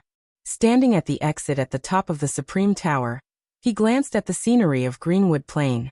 At the moment, the moon was hanging high in the sky, and its silvery white moonlight was sprinkling down on the shadowless greenwood. The magical ancient divine tree was emitting a faint green light, which was as warm as jade and spread for thousands of miles. Bathed in the light, the grassland looked exceptionally quiet and peaceful. Occasionally, the roars of wild beasts could be heard ringing out from the lake in the distance. It was the sound of nocturnal carnivores hunting at night. Glancing at the hundreds of oracles standing guard outside the supreme tower, Wuxia said in a deep voice, "I'm going to Greenwood Pass to take a look. If your highness asks, just give me this answer." The priests bowed silently, indicating that they had heard Wuxia's order. Under the silver moonlight, these priests, who were dressed in long black robes and even their faces were covered by cloaks, bent over like black paper-cut figures, revealing a trace of coldness and mysteriousness. Even though Wuxia was used to the behavior of these priests, he still couldn't help but shiver at this moment, and goosebumps suddenly appeared on his back. Shaking his head, Wuxia jumped down from Tongtian Tower and landed on the ground. Wuxia quickly captured the energy fluctuation of a spirit vein. He casually took a step forward and activated the Quafu Chasing Sun Step. With a twist of his body, he arrived at the exit of Greenwood Plain, a long and narrow valley sandwiched between two tall mountains. This valley was 100 miles long and connected to the outside world, and was about 300 feet wide. The two tall mountains were densely covered with countless caves and plank roads. Inside these caves, 100,000 soldiers were stationed to guard the Greenwood Plain. Wuxia waved at the sentries standing on the mountaintop, and with a flash of his body, he arrived at the other end of the valley. After passing through a thick layer of air that was as thick as glue, the path ahead suddenly opened up. In the middle of the valley stood a majestic city, brightly lit, and the night breeze carried the laughter of women and the coarse shouts of men. This majestic city was Greenwood Pass. The outer wall of this city was entirely made of metal, and was densely covered with countless talismans and restrictive spells. On the left and right sides of Greenwood Pass were tall mountains, and the 2 rows of high walls were built according to the terrain of the mountains. Inside the pass, all kinds of professions could be found, including wine, women, avarice, and temper. This Greenwood Pass was built for the soldiers stationed in Greenwood Plain. Every few days, soldiers would come out of Greenwood Plain to enjoy themselves in Greenwood Pass. Greenwood Plain was a vital area of Du, and the Greenwood divine liquid it produced was of great value. That was why an army of 100,000 was stationed here. These 100,000 soldiers were usually not allowed to leave the area within 100 miles of Greenwood Plain, and their various desires also needed to be satisfied. Greenwood Pass was built for this purpose. Originally, Greenwood Pass was purely a military town, but as time passed, because the barren mountains near Greenwood Pass produced all kinds of powerful demon beasts and spirit beasts, as well as all kinds of spirit herbs and rare ores, a large number of hunters and caravans gradually began to use Greenwood Pass as a distribution center. Today, Greenwood Pass had become the largest commercial center in this mountain range, and it was even more prosperous and lively than Zhongning City, the capital of Zhong Province. Wearing a black battle robe and a blood-red cloak, Wuxia slowly walked into Greenwood Pass with his hands clasped behind his back. On both sides of the spacious road, there were countless shops, restaurants, brothels, and casinos. Although Du was conservative and traditional, it seemed that brothels and casinos existed everywhere, no matter how conservative the place was. Greenwood Plain was garrisoned with an army of 100,000 soldiers, and they were paid very well. As a result, there were a lot of brothels and other places of entertainment in Greenwood Pass. King Yangqiu's army had been stationed here for 36 days, and Wuxia had been busy refining Dark Yi's celestial tower. This was the first time he had a chance to enjoy the scenery of Greenwood Pass. Even in the middle of the night, the place was still very lively, and filled with a savage aura of life. Loud screams of women, and the deep panting of men could be heard coming out of the brothels along the road. In the casinos, the sound of all kinds of gambling devices was deafening, and countless people were shouting and yelling at the top of their lungs. In a few restaurants, drunken men were fighting each other, while countless people were clapping and stamping their feet to cheer them on. The doors of the shops were wide open, and a few dim lights could be seen flickering inside. Some burly men, who moved stealthily like ghosts, snuck into these shops and showed their harvests to the shopkeepers, hoping to sell them for a sky-high price that would allow them to live a carefree life for the rest of their lives. The shops in Greenwood Pass always had better business at night than during the day, because if you sold your goods at a high price during the day, you were likely to be robbed on the street within a few steps. But at night, it was much more hidden and safer.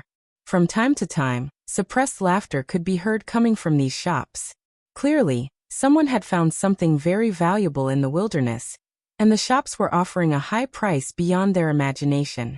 Although these shops were protected by various restrictive spells, Wuqia's innate divine sense could enter and leave them at will.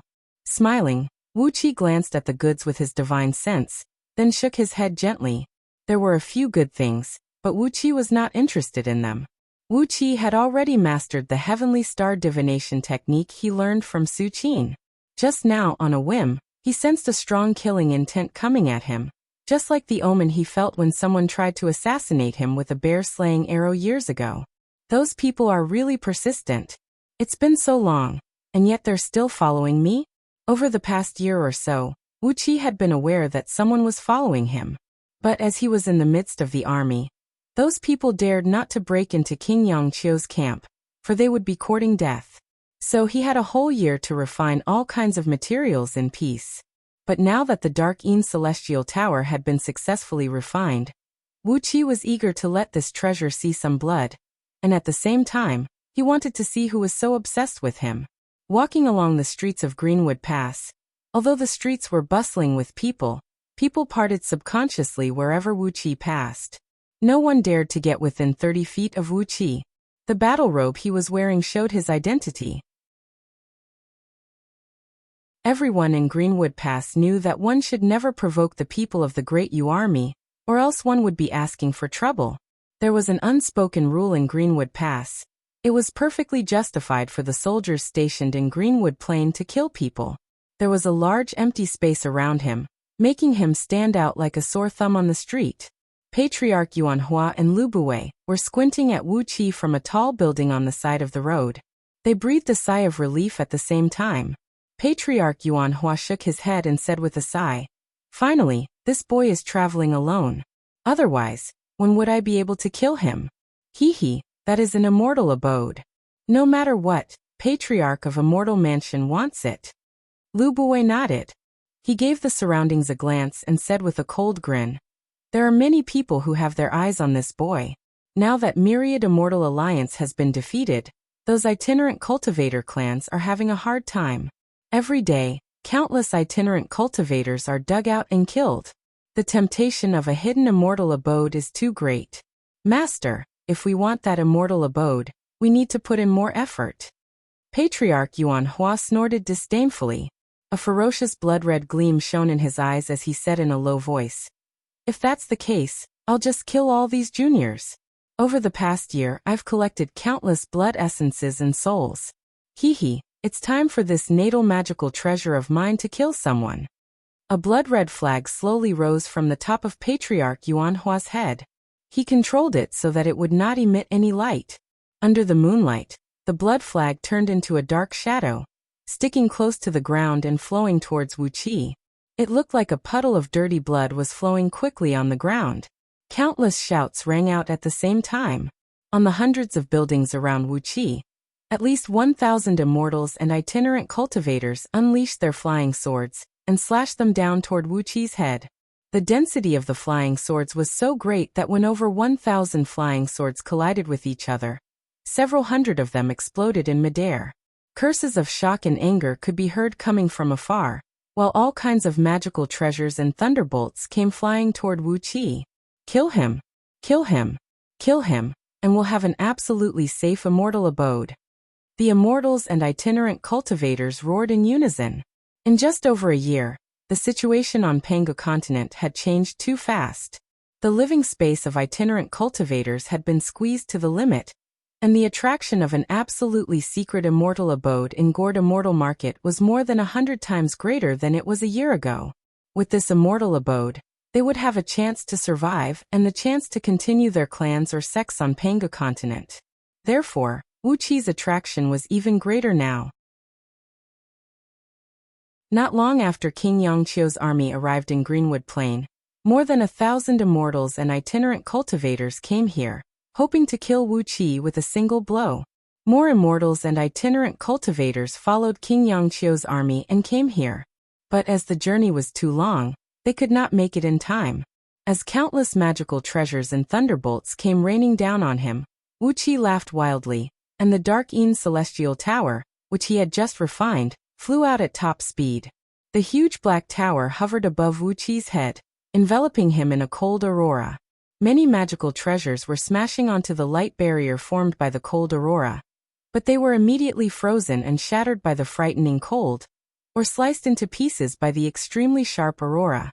Cries of alarm rang out from afar, and those immortals and itinerant cultivators who were eager to strike spat out blood and backed away. Wuxia snorted coldly and pointed a finger at the dark celestial tower.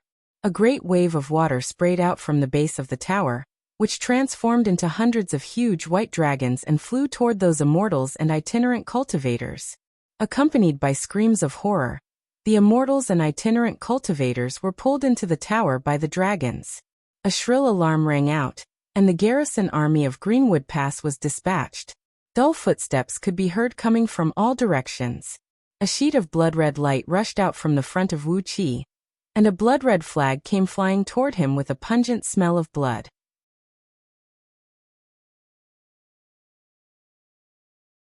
Chapter 7:12. A muffled thunderclap rang out, and the void within 100 miles around shattered.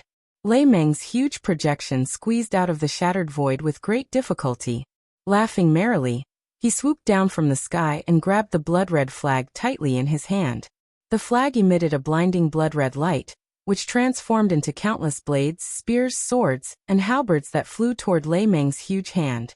However, countless bolts of lightning shot out of Lei Meng's hand like flood dragons, shattering all the weapons transformed from the blood-red light. But as soon as the 9 nether ghost flame sprayed out, the blood-red flag was immediately set ablaze. In just a few seconds, all the restrictive spells on the flag were burned away by the black ghost flame. Accompanied by a shrill roar, the ghost flame rushed into the sea of blood.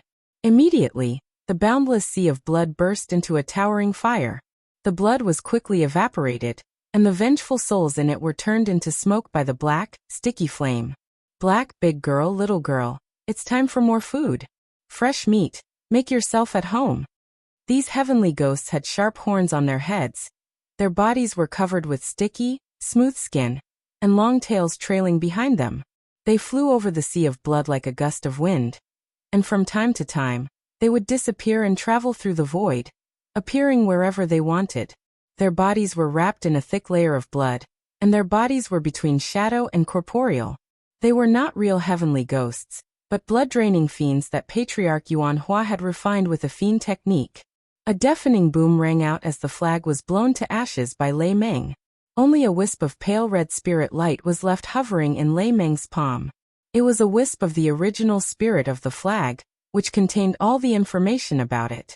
Lei Meng generously threw the wisp of Yuan Ling into Wuqi's spiritual ocean, then twisted his body and disappeared without a trace. The harvest this time was huge, and the amount of blood in the sea was very large. Lei Meng was in a hurry to go back and digest the blood essence and souls he had obtained this time. Hundreds of blood-draining fiends rushed madly at Wuxia. But Wuxia had refined Dark Celestial Tower with the mystic technique used by the Directorate of Celestials to craft supreme towers, and the method used by immortals to craft gold immortal artifacts. As a result, the tower had the characteristics of both a supreme tower and an immortal artifact. The most common use of the Tower of Babel was to shatter the void and serve as a means of transportation for the high priests. Since he could shatter the void, he could naturally seal the void as well. But Wuxia was protected by a thick layer of frigid aurora. As soon as those blood-draining demons touched the frigid aurora, they were instantly frozen and torn apart. Not a single one of them could touch Wuqi's body. Those blood-draining fiends, who were rushing at Lei Meng, were even more miserable. Even when they were still far away from him, they were completely turned into wisps of smoke by the electric arcs. As the smell of blood wafted in his face, Wuxia gave a cold snort and unleashed a plume of 9 nether ghost flame, which was as dark as ink, to quickly ignite the blood flag. The blood flag was sticky and filthy, and there was a vague image of a sea of blood roiling in it. Countless vengeful souls were tossing and turning in the sea of blood, their shrill howls shaking one's soul. There was an evil force hidden in the howls that could pull one's soul out and crush it, constantly attacking Wuqi's divine soul. Wuqi strode to the tall building where Lu Buwei was standing just now and sneered gloomily. The dark celestial tower was spraying out a great sheet of frigid aurora, freezing the void above Greenwood Pass. Those blood-draining fiends were frantically exercising their innate divine abilities, trying to break through the void and get to Wuqi's side. But they could not shake the reinforced space at all. All they could do was charge at Wuqi with the escape art, spread their sharp claws and teeth, and tear at Wuxia, tearing his body to pieces and shattering his soul, so that he would never be able to reincarnate. As the Blood Sea Grand Magic had yet to be completed, he had only refined several hundred blood-draining fiends. However, these fiends could come and go without a trace, and they could travel through the void and hide themselves at will. On top of that, they were extremely strong, ferocious, and born with all kinds of innate divine abilities. As Patriarch Yuan Hua let out a furious roar, hundreds of blood-draining fiends flew out of the sea of blood. Hundreds of beams of blood-red light wheeled rapidly over Greenwood Pass for a while, then sped toward Lei Meng and Wuxia. Lu Buwei gave an angry glare at Wuxia, who was striding toward him, then heaved a long sigh and transformed into a wisp of smoke, vanishing without a trace. Lei Meng was laughing as he frantically devoured the blood essence and souls in the blood flag. Before long, he had completely devoured the entire sea of blood. Holding the blood flag with both hands, he tried his best to pour a massive force of thunder into it. Blood essence and souls were the nourishment needed by ghosts and deities from outer heavenly realms like Lei Meng. Even though he had been turned into a sea of blood and souls by Patriarch Yuan Hua with a vicious magic, Lei Meng was still able to absorb them. As long as they were blood and souls, his stomach could digest them and turn them into his own power. Cries of joy kept coming out of Lei Meng's mouth. As a huge amount of blood and souls continued to pour into his palms, his projection gradually became clearer.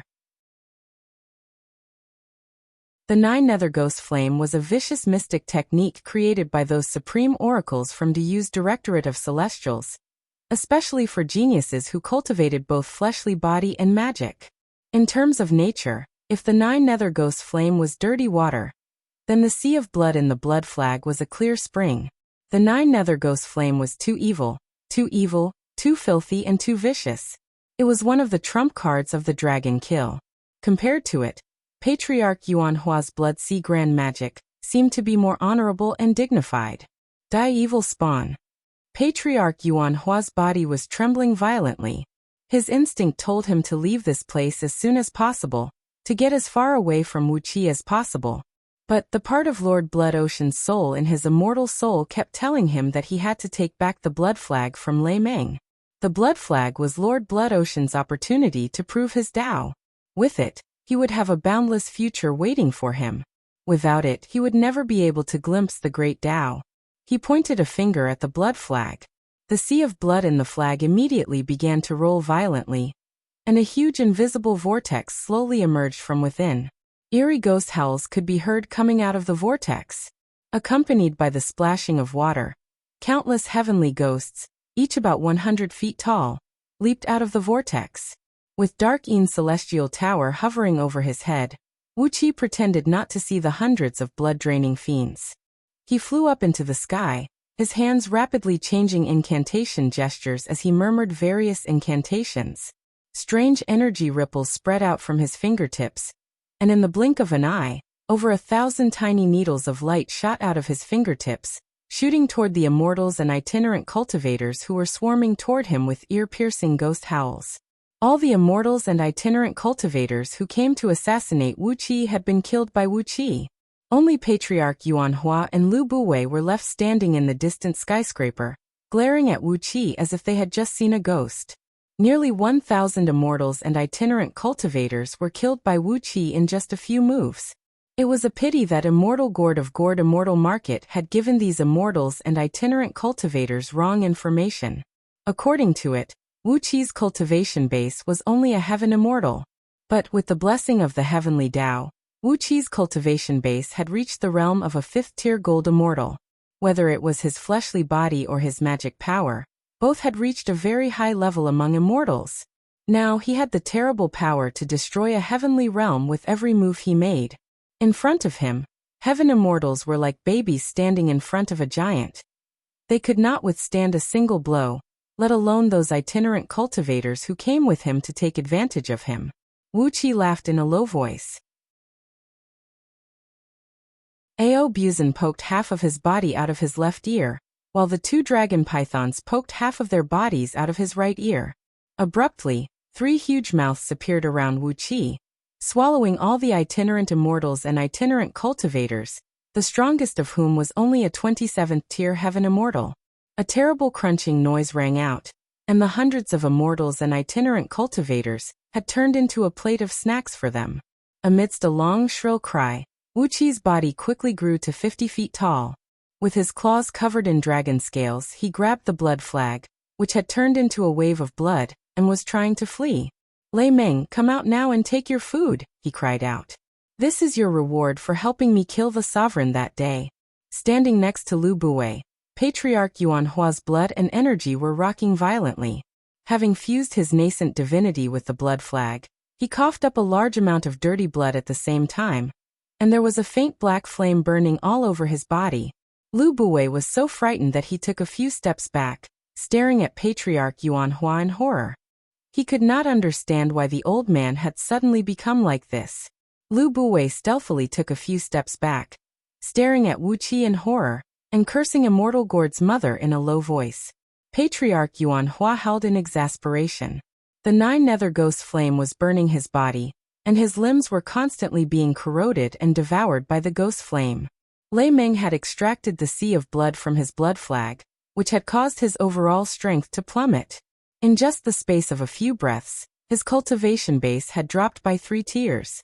With Patriarch Yuan Hua's current overall strength, how could he withstand such a torment from Lei Meng? In desperation, Patriarch Yuan Hua did not hesitate to strike out the strongest attack he had cultivated with the help of Lu Buwei's heavenly ghost grand magic, which he had spent more than a year together with Lu Buwei. Light needles composed of complicated runes and spells tore through the void with long, thin halos, piercing accurately into the forehead of every attacking immortal and itinerant cultivator. Their immortal souls were instantly frozen, and so were the nascent divinities of the itinerant cultivators. Wuxi waved his huge palm, and the Qiqi immortals were sucked toward Wuxi while howling in pain. Their flying swords and magical treasures were drifting around them, but they had lost the power to control them. The blood flag shattered, and Patriarch Yuan Hua howled miserably as his body transformed into a wisp of smoke and vanished. A few gold immortal items flew out of his body, transforming into beams of light that shot up into the sky and fled. Hundreds of blood-draining fiends were flying across the sea of blood, letting out shrill cries and launching crazy attacks at their own kind from time to time. These blood-draining fiends were summoned by Lu Buwei from Ghost Domain, and then refined by Patriarch Yuan Hua with the blood essence of billions of living beings using a fiend technique. After gathering tens of thousands of blood-draining fiends, he let them fight and devour each other like poisonous bugs. The last 18 blood-draining fiends were the blood-draining fiends that Patriarch Yuan Hua was going to cultivate with his life. Lei Meng was desperately plundering the blood essence and souls in the sea of blood, completely ignoring the hundreds of ferocious blood-draining fiends. The lightning around him grew denser and denser as countless bolts of lightning swirled around him, transforming into a thick armor that wrapped him up. Any external attack that wanted to touch him would have to penetrate the lightning armor that was about a mile thick. What a treasure! What a treasure! It is at least an innate chaotic treasure. What a pity that it has been destroyed like this. Alas, the fragments that are left here are not even 1% of its original form. Lei Meng grabbed the blood flag with one hand. With his vast intelligence, he immediately sensed some obscure information hidden in it. He could not help but sigh with emotion. A huge vortex of lightning formed in his palm, and it began to frantically devour the blood and souls in the flag.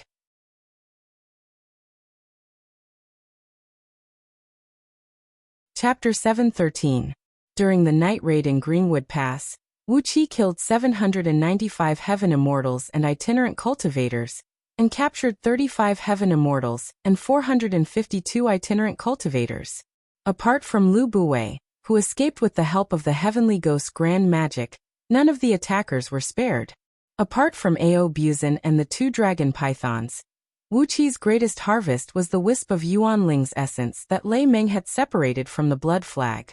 The Blood Sea Grand Magic, a vicious and ferocious cultivation technique of the Fiend League, had been completely separated from the blood flag by Lei Meng with a mighty divine ability, and Wuqi had obtained the complete cultivation technique of Blood Sea Grand Magic. After spending a whole night studying the Blood Sea Grand Magic, Wuqi learned the reason why Patriarch Yuan Hua had hooked up with Lu Buwei. The most powerful cultivation technique of Blood Sea Grand Magic was the 18 blood-draining celestial fiends, and the best materials to refine them were the powerful heavenly ghosts from the various ghost domains.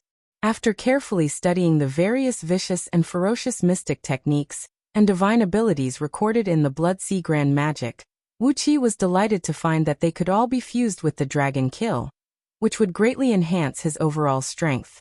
Even Wuqi had the intention to cultivate the Blood Sea Grand Magic. Of course, he would not slaughter living beings to refine the Blood Sea Grand Magic like Patriarch Yuan Hua did. He had his own ways to obtain the endless blood essence and souls needed for the Blood Sea Grand Magic. In the Scroll of Stealing, there was a mystic technique that could open the Yellow Spring and communicate with the Nether Blood Sea, from which he could obtain an endless supply of blood. As those fiend immortals were used to using human souls to refine all kinds of vicious fiend artifacts, Wuqi only needed to kill them and seize their fiend artifacts. As for refining the 18 blood-draining celestial fiends, what materials could be cheaper than all 18 celestial fiend puppets that Wuqi had now? Over the years, these 18 celestial fiend puppets had consumed countless precious ores and materials from Wuqi, and their bodies had been strengthened to a level that even Wuqi was shocked. If he used the Blood Sea Grand Magic to fuse them with endless blood essence and souls, then added a wisp of his own nascent divinity, and refined them into blood-draining celestial fiends with his natal true flame, he would possess a power 100 times greater than the heavenly ghosts summoned by Lu Buwei. As of now, the celestial fiend puppets were still tangible objects, and although they were invincible in a face-to-face fight, they were not strong enough to carry out some secret activities. When Wuqi refined them into blood-draining devil gods, they would transform from tangible objects into intangible and intangible devil gods. When they dispersed, they would become chi, and when they gathered, they would become devils. When they dispersed, they would be invisible, traceless, and silent. Naturally, their power would be stronger than now. This was what Wuqi had gained in the night raid. But his problem was that King Yangqiu, who had regarded Wuqi as his future chief thug, had forbidden Wuqi from leaving the cloud platform. King Yangqiu's reasoning was that the attackers this time were a group of immortals and itinerant cultivators with low cultivation bases. If the next attackers were gold immortals from Myriad Immortal Alliance, or even stronger existences, Wuqi's life would be in danger. Before Wuqi had the strength to protect himself, King Yangqiu strictly forbade Wuqi from leaving the cloud platform, and the defense of the army had been strengthened tenfold. Yu Gu, who had been talking about marrying one of his daughters, granddaughters, or great-granddaughters to Wuqi, had been following Wuqi closely. Yu Gu had also seen the potential Wuqi had and the prospect of his future development, so he accompanied Wuqi day and night very attentively, and the only thing he lacked was to sleep with Wuqi. Amidst this meticulous protection, after King Yangqiu's army had been stationed in Greenwood Plain for 36 days, at King Yangqiu's order, the army broke camp and set off for Liangzhu on flying ships at the fastest speed. Nearly 1,000 flying ships formed a huge circular formation and hovered in midair. Together with Yu Gu's Supreme Tower, a total of 4 Supreme Towers formed a tetrahedron that wrapped around the formation. The 4 Supreme Towers shattered the void at the same time, bringing nearly 1,000 flying ships and hundreds of thousands of soldiers under King Yangqiu's command to Liangzhu at the fastest speed possible. With the help of Yu Gu and the 3 supreme oracles sent by Liangzhu's Directorate of Celestials, it took only 3 days for Wuqi and the others to arrive at Yuxiong Plain from Greenwood Plain. Yuxiong Plain was the birthplace of Yuxiong clan, and the place where Xian Yuan, the Yellow Emperor of the 5 great emperors of Penghu continent, rose to power. In the past, when the human race was born, many tribes lived and multiplied on Penghu continent. It was Xian Yuan, the Yellow Emperor, who led the Yuxiong clan to Yuxiong Plain, and spent 1,000 years to unite all the tribes into a complete tribal alliance. With the combined strength of all the tribes, the human race finally had the power to fight against the ancient gods and all the demons and fiends.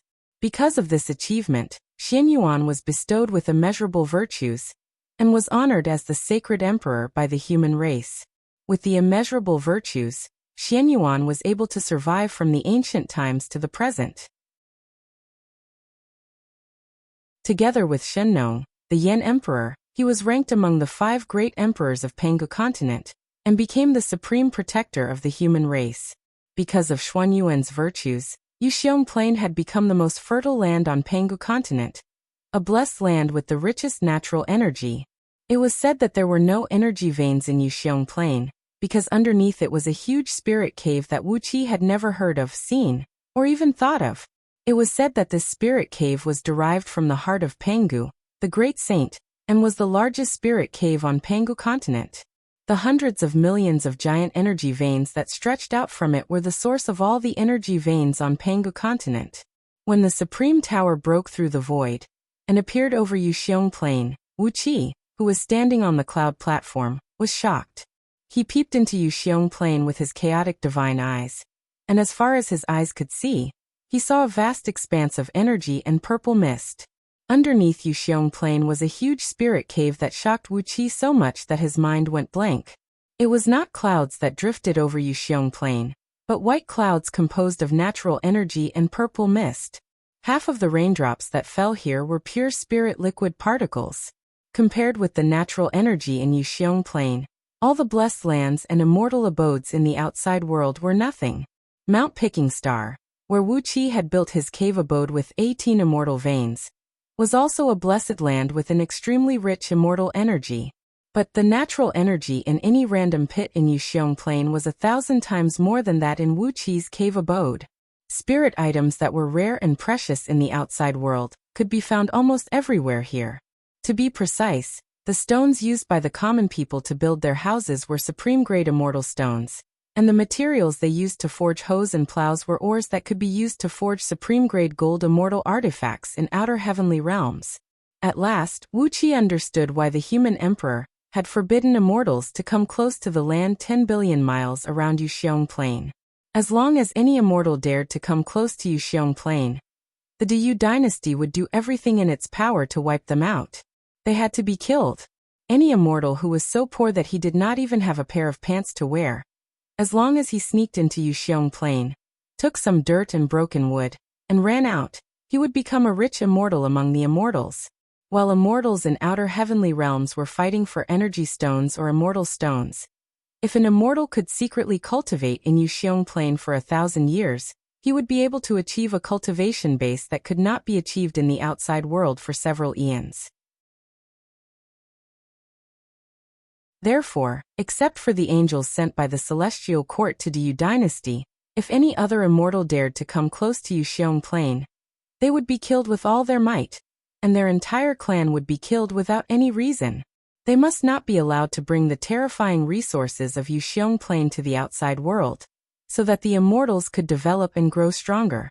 The cultivation resources contained in any of the mountains here were enough to turn a small itinerant cultivator clan into a cultivation sect that was 100 times stronger than Green City in just 10,000 years. If the human emperor had not issued such a ban, Yuxiong Plain would have been dug 3,000 miles into the ground by the immortals, and not even a blade of grass could be found. What shocked Wuxia was that as he moved from the edge of Yuxiong Plain to Liangzhu, the concentration of natural energy became higher the closer he got to the heart of Yuxiong Plain, and the ratio of the increase was exponentially higher. When King Yangqiu's army came to a place less than 100 miles from Liangzhu, the concentration of natural energy here made Wuxia shake his head repeatedly. Apart from that, he could not think of anything else. Liangzhu was the capital city of Diyu dynasty, a city that had existed since the ancient times.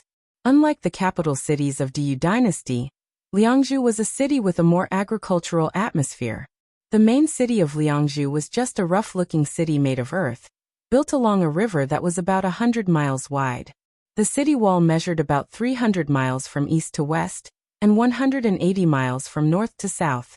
The shape of the city wall was irregular, and the highest part of the wall was only about 10 feet high. It was not as dignified and majestic as the capital cities of Diyu dynasty. Inside Liangzhu, the city was full of old, conservative palaces made of black stone that seemed to be covered with moss. Outside the city, along the river and the mountains, it was as if someone had picked up a handful of stones and thrown them into the sky. Farmland and villages were scattered all over the place, and they seemed to be in disrepair. Dirt roads, which were less than 20 feet wide at the widest part, connected Liangzhu with the countless villages and towns outside the city. In the vast Liangzhu city, no particularly tall or splendid buildings could be seen. All buildings seemed to be made from the same mold. The only difference was the size of the buildings. All the buildings gave off an extremely ancient and decrepit aura. From a distance, Liangzhu looked like an old man who had one foot in the grave, lying lazily by the river and dozing off. But when Wuxia carefully savored the aura of Liangzhu, he found that under the lazy appearance, there was a ferocious aura that made Wuxia's hair stand on end. It was as if this city could turn from an old man who was dying into a giant beast that could destroy everything at any time. Every ancient mark on every building in the city was giving off this unique ferocious aura. This was Liangzhu, the ruling core of Diyu dynasty, a place where even a primordial immortal would be torn into pieces in an instant if he invaded. This was Liangzhu, the capital city of Diyu dynasty that was fighting against the division court of the celestial court. This was a magical city where countless myths and legends were hidden, and even more had drifted away with the wind and rain. This was Liangzhu, the place where Wuxia had finally arrived after spending a great deal of effort and energy, and going through many trials and tribulations. A long, drawn-out sound of a horn could be heard coming from Liangzhu. A troop of people rose into the sky from the city and approached Wuxia.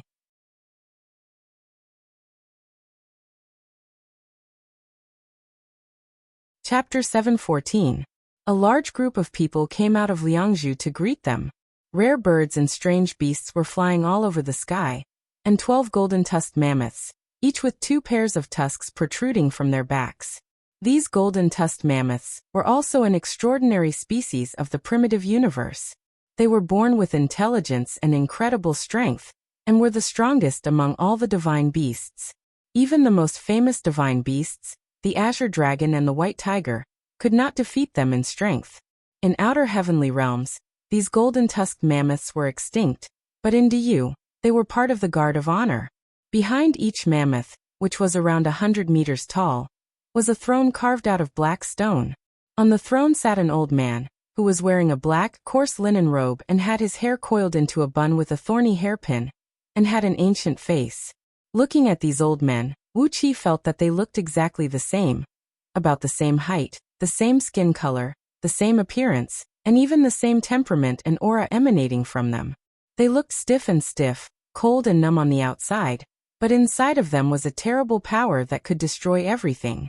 The power of these 12 old men was dark and profound, restrained like a black hole. There was no energy fluctuation around them, but anyone who saw them would instinctively sense danger. Compared with these old men, Yugu looked as harmless as a rabbit. Was this the power of Diyu? Standing next to King Yangqiu, Wuxia bowed deeply together with him, then clenched his right fist and knocked on his chest, producing a crisp, metallic clang.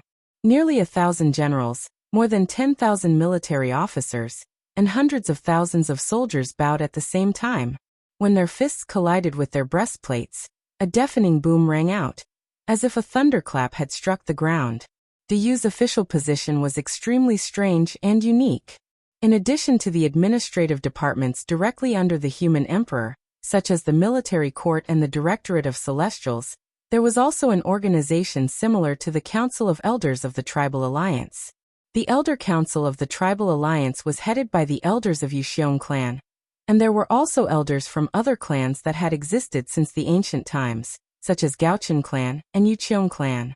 They had the power to supervise the government of Great Yu, and even impeach and dismiss the human emperor. These 12 old men were the 12 great elders of the Council of Elders, and their status in Diyu was very high.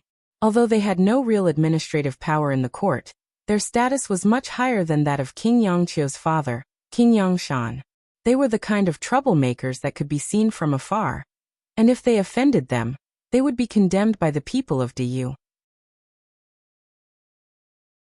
In Great Yu, those who offended the human emperor might only be exiled to the primitive land, but if they offended the great elders of the alliance of 12 tribes, it was very likely that the next day, countless formidable warriors and oracles from some tribe would flatten the unlucky man's clan, killing all his family members, and even setting the land on fire before they left, making it barren for hundreds of years to come. This was a group of people who were above the law, above all rules. The fact that they were able to send such existences out of the city to greet King Yangqiu showed how much the people of Du reacted to King Yangqiu's contribution. As Wuqi listened to Yu Gu's secret explanation of the identities of these old men through voice transmission, he could not help but feel wild with joy. Since all 12 great elders had come out of the city to greet King Yangqiu at the same time, it was obvious that Du attached great importance to King Yangqiu's contribution. Did that not mean that they would be rewarded handsomely? Behind the 12 golden-tusked mammoths came 108 black dragons, followed by 108 white dragons, 108 red dragons, 108 yellow dragons, and 108 green dragons. These flood dragons all had 4 claws and were shrouded in clouds. Clearly, they were all heaven dragons with profound cultivation bases. On the back of each dragon rode a heavily armored knight, each holding a specially made spear that was 60 feet long, and their bodies were shrouded in a purple mist that was invisible to the naked eye. The threatening aura they emanated made Wuqi feel as if there was a mountain pressing down on his heart. Ao Buzin lamented in Wuqi's ear. When did these dragons end up like this? They used to be royalty of the ancient times, and now they are here as mounts for others. I should have killed all of them when I killed their mothers, so that they wouldn't make a fool of themselves by giving birth to these disappointing descendants. I don't think any of your descendants are here, do I? Wuqi secretly sent a voice transmission to Ao Buzin with his divine sense. Ao Buzin sighed softly and murmured in a low voice, maybe not for the other 4, but among the black dragons. Lao Tzu, the most famous beauty of the black dragons, didn't let go of a single one of them. Alas, if I count the time, there might be a descendant of Lao Tzu among them now. Wuqi was speechless. He shut off the hearing in his left ear, too lazy to listen to Ao Buzin's self-pity. Behind the 5 squads of dragon riders came groups of knights riding on phoenixes, green swans, peacocks, cheilants, white tigers, black tortoises, and other divine beasts. These knights were all warriors with extremely strong cultivation bases, and the aura emanating from them was not weaker than that of the Yangqiu brothers. All of them were experts of the gold immortal realm. Wuqi's heart was racing. Du's hidden forces were too strong. Just a guard of honor alone had tens of thousands of experts whose cultivation bases were above the second Panga heaven. But it was not surprising. The natural energy and Panga sacred energy in Yuxiong Plain were so abundant that one day of cultivation here was equivalent to several years of cultivation outside the plain. On top of that, there were countless spirit herbs here. If Du did not have such a strong foundation, he would be letting down this abnormal blessed land of Yuxiong Plain. The divine beasts galloped, leaving behind countless beams of auspicious light as they circled 9 times around King Yangqiu's army. Casting their divine abilities, these divine beasts sprayed out plumes of auspicious light like fireworks, enveloping King Yangqiu's army in a strong glow. Riding on golden-tusked mammoths, the 12 great elders came slowly in front of Wuqi and others. An old man in the middle glanced at Wuqi and others with his slightly cloudy eyes, then focused on King Yangqiu and squeezed out an expression that could barely be considered a smile on his face. King Yangqiu has made a great contribution by eradicating a malignant tumor for Du. By the order of the human emperor, we have come to welcome you. Please bring the meritorious generals to Liangzhu with you to receive the conferment. The rest of you can camp outside the city, and we will send you rewards. The old man nodded slowly and said, the whole imperial court is very happy with the destruction of Myriad Immortal Alliance, and all the rewards are 10 times the usual. King Yangqiu bowed deeply again and cried out in a deep voice, we are grateful for your majesty's grace. Hundreds of thousands of soldiers roared at the top of their lungs at the same time, chanting slogans like, Your Majesty, and Long live your Majesty. The deafening sound waves pushed the clouds away in all directions, revealing a vast expanse of blue sky. Leaving the army outside the city, Wuqi followed King Yangqiu and nearly 1,000 generals into Liangzhu, escorted and welcomed by the guard of honor on both sides of the street. Outside the city, the guard of honor had made such a grand scene, but when they entered Liangzhu, the streets were deserted. It was not the scene that Wuqi had imagined. where tens of thousands of people came out of the streets to feast on the jug of jug. Glancing around at the clean and spacious streets, Wuxia could not help but twitch his lips. It seemed that the people of Deyu had some problems with their awareness.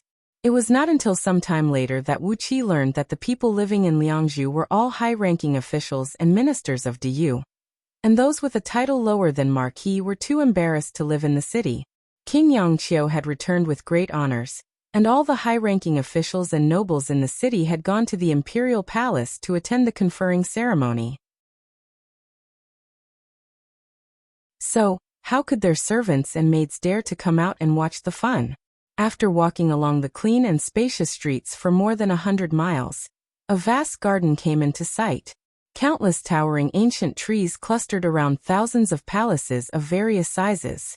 Even though he was still far away from these palaces, he could already sense the faint spatial ripples coming from the void.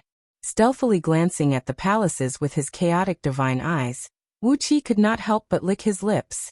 The spatial restrictive spell here had reached the peak of perfection.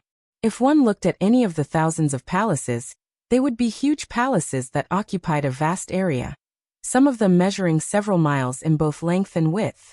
But if one looked at it from the outside, the thousands of palaces were all squeezed into this garden, which was only about 10 miles in both width and length. But at first glance, one would not feel crowded or embarrassed. On the contrary, the space around these palaces was extremely spacious. When Wuxia saw through the layer of spatial restrictive spell with his chaotic divine eyes, he found that the garden was about 1,000 miles in both length and width, and there were mountains, rivers, sun, moon, and stars in it. It was like a small world of its own. But the sun, moon, and stars in the sky above the garden were echoing with the celestial bodies in the outside world, as if they were projections of the sun, moon, and stars in the outside world. It was a very exquisite spatial restrictive spell, and its mysteriousness was not inferior to the Buddhist kingdom in the palm of the Buddhist League, or the interstitial world of the Taoist League. Escorted by the guards of honor and guided by the 12 great elders, Wuxia and his company walked slowly into the garden from between two giant statues that stood about 10,000 feet tall. The two statues were carved entirely from a single piece of black stone. They were the images of two warriors leaping into the air with a python hanging around their necks and a long sword and spear in their hands. The swords and spears held by the two statues were joined together like an arched door. It was between the two statues that Wuxia and his company walked. As they passed by the two statues, Wuxia sensed an obscure energy fluctuation. These two statues were two formidable stone puppets, just like the huge puppets that Feng Lengling used to attack Zhongning City. But these two puppets here were taller, and they should be stronger. After passing through a thick layer of spatial restrictive spell, Wuqi's eyes lit up, and a beautiful landscape appeared before Wuqi's eyes.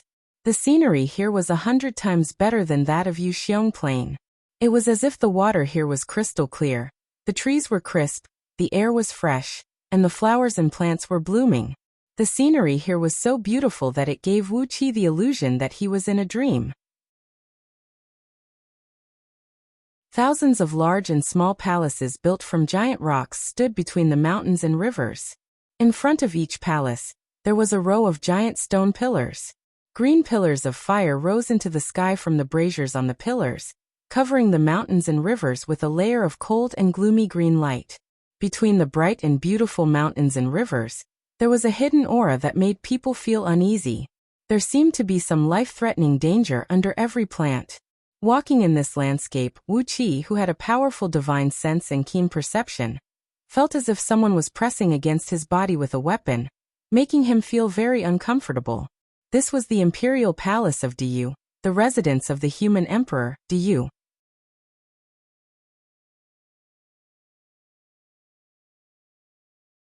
Chapter 7:15. The guards of honor gradually dispersed, and in the end, only 12 great elders and 3,000 guards remained, escorting Wuqi and his company along the main road. Deyu's imperial palace occupied a vast area. Apart from the main road in the middle, the rest of the palace was filled with barren mountains and rivers, and there was not even a path between the trees and flowers. It seemed that those who came and went from the palace had to fly in the air. The scenery along the way was wild and unsophisticated. Phoenixes had built their nests on huge trees that towered tens of thousands of feet high, and flood dragons were lurking in deep ponds along the road. Occasionally, groups of feathermen warriors would glide across the sky in groups of 3 to 5, their eyes fierce. Rare animals would come out of the bushes along the road, roaring at Wuxia and his company without fear, then plunging back into the bushes and leaving. Occasionally, strange-looking guards could be seen stationed on the peaks along the road. Some of them were short and skinny like dwarves, but they had a pair of fist-sized eyes. Standing on the mountains, they glanced around, their eyes gleaming with a golden light that could reach tens of thousands of miles away. Everything within 10,000 miles was captured in their eyes. There were also some who were as tall as bamboo poles and extremely skinny. Their faces were like dates, but they had a pair of huge elephant-like ears. They were listening to the surroundings, and nothing within tens of thousands of miles could escape their ears. Wuqi's pupils constricted as he gave them a quick glance. Those who had a pair of big eyes were considered a rare species on Pangu continent. They were called the Heavenai tribe. They were born weak and had little fighting strength, but they were born with an extraordinary eyesight. Ordinary members of their tribe could see everything within 10,000 miles, and if their cultivation base reached a certain level, they could peer into the 9 heavens and the yellow spring. Ordinary escape arts and invisibility arts were just a joke in front of them. Those who had a pair of big ears belonged to the Divine Ear tribe. Like the Heavenai tribe, they were an extremely rare species. With just a shake of their ears, ordinary members of their tribe could hear the sound of a needle falling into water from tens of thousands of miles away. And those who had a certain level of cultivation base could even eavesdrop on the sounds of immortals lecturing in the 9 heavens, and the miserable howls of evil ghosts being punished in the 9 underworlds. When ordinary immortals used escape arts to pass through the ground, not even the slightest sound of friction could escape their ears.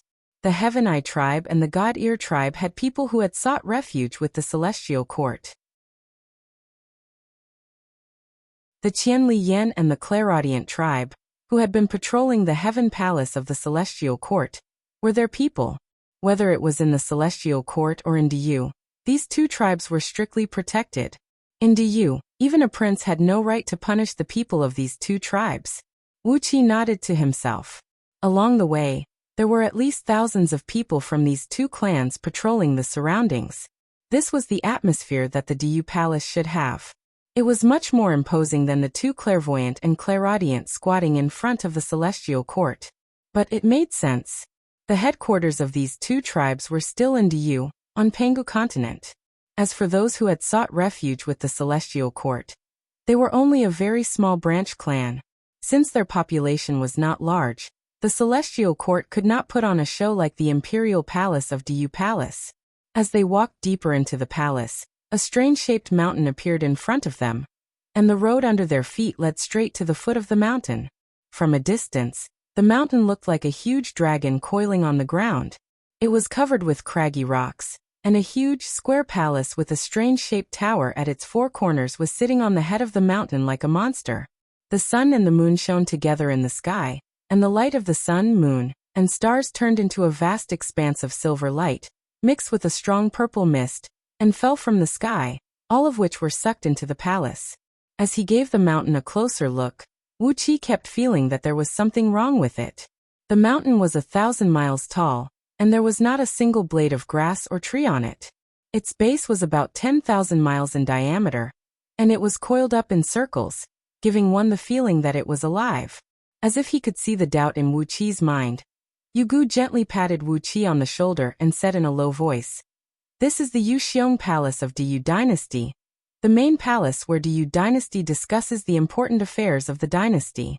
As for the thing under the palace, it is an ancient torch dragon." Wuqi stared at Yugu in astonishment. Was this thing that coiled up like a mountain, densely covered with countless rocks, an ancient torch dragon? Legend had it that the torch dragon was one of the ancient deities. His left eye was the sun, and his right eye was the moon. When he opened his eyes, the heaven and earth were illuminated, and when he closed his eyes, the sky was plunged into darkness. When he breathed, it was like the wind, and when he breathed, it was like thunder. He was the most famous deity in the ancient times. So the thing holding up the huge palace under the Yuxiong Palace of the Yu Dynasty was an ancient torch dragon? A thick layer of rocks covered the body of the torch dragon, making it impossible to see what he looked like. According to Yu Gu, this torch dragon had been coiled up here ever since the Yu Dynasty was founded and Yuxiong Palace was built, and had not moved for countless eons. He was still alive, and his body would wriggle occasionally, but for so many years, he had never communicated with the outside world. His body was gradually covered with dust, and then tempered by the power of the sun, the moon and the stars, it gradually turned into a thick layer of rocks. No one knew why this torch dragon was willing to hold up Yuxiong Palace, and no one knew how strong he was now. But Yuxiong Palace could be said to be the core of Liangzhu and the entire Yuxiong Plain, the place with the highest concentration of natural energy, the essence of the sun and the moon, and Panga's sacred energy in the whole Panga continent.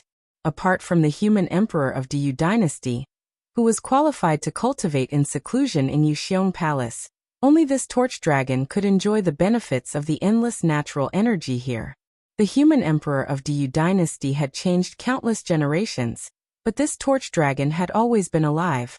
Based on this alone, one could imagine the overall strength this torch dragon possessed today.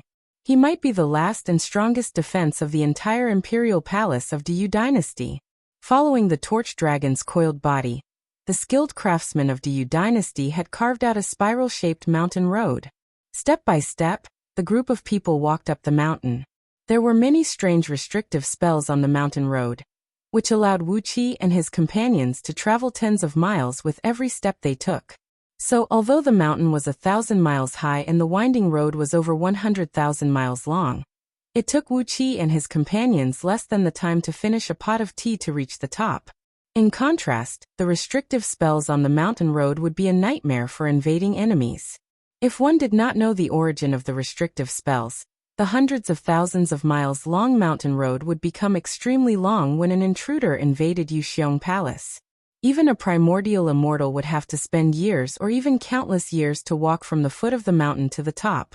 Yuxiong Palace was an extremely ancient palace, and its style was extremely ancient, tempered by the natural energy of heaven and earth, as well as the essence of the sun and the moon. The moss here had shown signs of turning into spirits. But how could the oracles of the Yu Dynasty tolerate the existence of these demons? The moss here had long been erased of their spirituality. Although the energy contained in each of them was comparable to that of the liquid of Ganoderma immortal Wuqi had obtained in those years, they would never have the hope of transforming into human form. In front of the palace was a huge square that measured hundreds of miles in circumference. Numerous totem pillars carved with countless talismans, and the heads of ghosts and deities could be seen towering in the square. Every stone pillar corresponded to the stars, forming a huge formation of stars. These totem pillars had been standing here for countless years. Their true forms should be huge stones randomly cut out from the mountains, but now that they had absorbed the natural energy of heaven and earth, as well as the essence of the sun and the moon, they had transformed from ordinary stones into gems that were countless times more lustrous and translucent than supreme-grade jade. Every part of them was filled with an enormous power. The energy ripples emanating from these totem pillars shocked Wuqi, making his heart twitch and making his face turn unsightly. Was this the power of the Yu Dynasty? The energy stored in each of these totem pillars was 10,000 times stronger than all the immortal energy in the body of a peak-level gold immortal. What did this mean? It meant that once the formation was activated, just the enormous energy contained in these totem pillars alone was enough to turn a primordial immortal into ashes in a flash. This was the power of the Yu Dynasty, the power of a powerful race that had lasted from the primordial times to the present. In particular, Wuqi sensed that near these totem pillars, the energies of earth, water, fire, and wind were all being annihilated into chaos, and then through a complicated transformation, they turned into a brand new power that even Wuqi could not distinguish. This proved that these totem pillars possessed the power to destroy the laws of heaven in a small area. And destroying the laws was the publicly acknowledged sign of becoming a primordial immortal. There were a total of 36,000 such totem pillars on the square, which measured hundreds of miles in circumference. Wu Qi quickly calculated the positions of these pillars, and the stars they corresponded to in his mind, then combined them into dozens of very powerful formations in his mind. Then, he added them to the power contained in these totem pillars. Suddenly, cold sweat broke out from his back. What a terrifying power! Wu Qi could not describe the result of his calculation. It was a realm that he could not understand at the moment. Even though he had calculated the result, it was the same as the mysterious and unpredictable heavenly Tao. The result was right in his divine soul, but he could not let himself see it clearly. It was not a power that Wu Qi could touch now. Taking a deep breath, Wu Qi calmed his mind and followed King Yangqiu through the square. Under each totem pillar stood a group of ministers of Diyu, clad in black robes and tall crowns. The territory of Diyu dynasty was almost boundless, and it required an extremely large bureaucratic system to manage such a vast territory.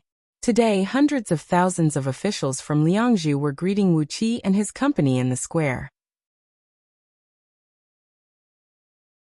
From the highest-ranking princes and ministers to the officials of various palaces, departments, hundreds of thousands of officials stood quietly under the stone pillars, watching Wu Qi and his company walk across the square. Far in the distance, someone was humming an ancient ballad. The tune was simple, and so were the lyrics. It was a song sung by a woman who stayed at home to miss her husband who had been killed in a war. Over and over again, the tune spread throughout the square. Although it was a simple tune, it filled this part of the world with an indescribable sense of sacredness. Led by the 12 great elders, Wu Qi and his company came to the high steps in front of Yuxiong Palace, then knelt down on the mottled square. An old man with a tall, dignified face, clad in a gorgeous black robe embroidered with the patterns of mountains, rivers, and stars, and adorned with various jade ornaments, stood at the top of the steps, slowly unrolling a thick scroll with both hands. It was in this scroll that Diyu had conferred titles to Wu Qi and his company.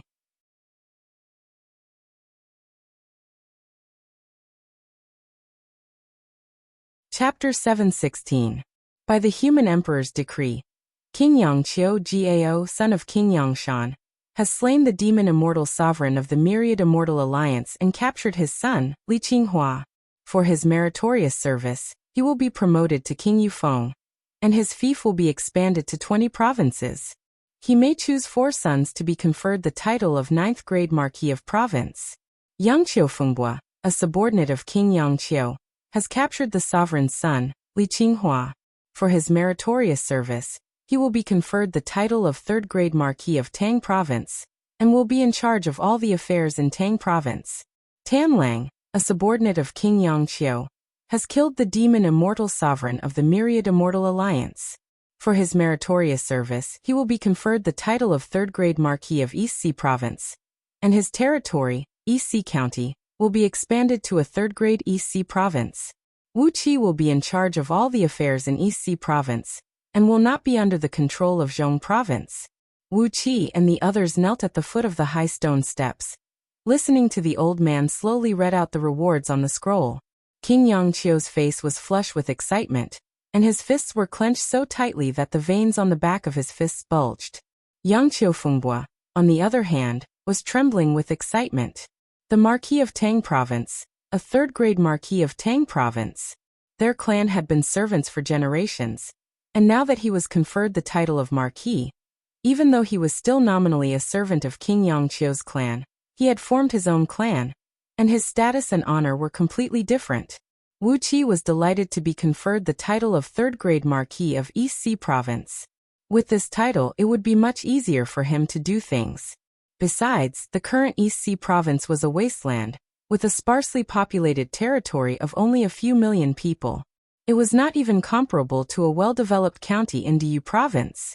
Now that the human emperor had conferred him the title of 3rd grade Marquis of East Sea Province, and expanded the East Sea County into a 3rd grade East Sea Province, at least the population problem in East Sea Province would be solved by the Imperial Court of Diyu Province for Wu Qi, and large-scale immigration was just around the corner. As for Yangqiu Fengbua's 3 brothers, as well as King Yangqiu's subordinates who had made meritorious contributions in the war, they were all conferred the titles of Marquis of County, ranging from 1st to 9th grade. These captains were equally excited. If they were not in Yuxiong Palace, they would have been cheering loudly. With the title of nobility, they didn't care about the money, beauties, horses, treasured swords, and so on. With the title of nobility, he would have a territory under his direct jurisdiction and great authority. Wouldn't he be able to get as many of these worldly possessions as he wanted? Gao, the former King Yangqiu and now King Yufeng, had also given Yu Gu a great deal of credit. Because of Yu Gu's status and prowess as a supreme oracle, he was granted the position of elder of Diyu's secret palace, which gave him great authority, and he could choose 2 of his descendants to be conferred with the title of 9th grade Marquis of Province. But Yu Qingqing was the only one who was given the title of Marquis of County. King Yufeng was annoyed by Gao, so he only gave Yu Qingqing a small share of the credit. What's more, he was rewarded with a meager amount of gold, silver, jewelry, beautiful women and servants, as well as a fine manor outside Liangzhu and hundreds of thousands of acres of fertile land nearby. Apart from that, Yu Qingqing did not get any other benefits. Yu Qingqing's face turned black with anger when he saw that Wu Qi had been conferred the title of Marquis of Province, and even a few of King Yangqiu's bodyguards had been conferred the title of Marquis of County, but Yu Qingqing was still a nobody. The titles of King of Diyu dynasty were divided into 4 grades: Mountain, Water, Prefecture, and City. The titles of King of Mountain were further divided into 4 grades: Mountain, Peak, Qiu, and Ridge. The titles of King of Water were also divided into 4 grades: Sea, River, Lake, and River. The titles of King of Province were divided into 9 grades and 18 grades according to the 4 kinds of seals: jade, gold, silver, and copper, and the 5 colors of ribbons: purple, green, red, black, and white. Among the 3 grades of King of Mountain, Water, and Province, the titles of Mountain and Water were only conferred to the members of the imperial clan, while the titles of King of Province could be conferred to the members of the imperial clan, the sons of influential clans, and even the civil and military officials of civilian origin. The titles of King of City, on the other hand, were only conferred to the civil and military officials of civilian origin. Moreover, the titles of King of Mountain, Water, and Province were conferred to the descendants of the imperial clan, while the titles of King of Province could be conferred to the members of the imperial clan, the sons of influential clans, and even the civil and military officials of civilian origin. If the descendants of the titles of King of City failed to make great contributions and defend the titles of king inherited by their ancestors, their titles would be reduced to the 9th grade Marquis of County. In Diyu, it was easy for the sons of the imperial clan to be conferred the title of king, but the civil and military officials from influential clans and civilian origin could not be conferred the title of king, unless they had made great contributions. Below the title of king was the title of Marquis. There were only 3 grades of Marquis: Province, City, and Marquis. Each grade was divided into 9 grades. Similarly, seals made of different materials and ribbons of different colors were used to determine the level of status. A Marquis of Province could have the territory of a province, and the grade corresponded to the grade of the province he ruled. For example, the current prefecture magistrate of Zhong Prefecture, Bo Zhongfu, was a first-grade Marquis of Zhong Prefecture. If a Marquis of Province wanted to raise the grade of his family, he could either work hard on government affairs and develop a 9th-grade province from a barren land into a prosperous place like a first-grade province, and his title of Marquis of Province would naturally rise. Or if a Marquis of Province could make enough contributions, the human emperor of Diyu would naturally raise his title of Marquis, allowing him to directly become an official in another province. This was also the only way to raise one's title of Marquis. A Marquis of City was also known as a Marquis of Province, and could have the territory of a province. According to the wealth and population of a province, the provinces of Diyu were also divided into 9 grades, and the 9 grades of Marquis of Province corresponded to the 9 grades of Marquis of Province. If a Marquis of Province wanted to raise his title of Marquis of Province, he could either work hard to develop the economy and population, or work hard to make contributions. Apart from that, Marquis of Province and Marquis of Province also had a way to raise his title of Marquis of Province. If he had a good daughter in his family, if she was selected to enter the imperial palace and conferred as a concubine, his title of Marquis of Province would also be raised. Great Yu's ninth-grade marquis, like Yu Miao, was actually a general who led an army stationed in various strategic locations. They were either stationed in some immortal pass or outer heavenly realm, and the grade of Marquis of Province was determined according to the importance of the area they were stationed in, and the number of soldiers under their command. The Marquis of Dayu had their own fiefdoms, and they could decide everything in their fiefdoms at will, including all the people in the military court and the Directorate of Celestials, who were all their retainers. Even the Marquis of the lowest status, who had the smallest fiefdoms, could do whatever they wanted in their fiefdoms, including building an army. As long as one could afford it, one could recruit an unlimited number of soldiers and buy horses. As long as one did not violate the various prohibitions and edicts issued by the human emperor, one could even issue his own decree at will. For example, the people in the fiefdom were only required to eat 1 meal a day or 10 meals a day, and those who violated the decree would have their entire families executed. No one would say a word about such absurd and unruly decrees. The Marquis of Diyu, on the other hand, only had their own fiefdoms. The Marquis of Province and Marquis of Province could inherit the right to rule a province or a county, but this province or county was directly under the jurisdiction of the human emperor.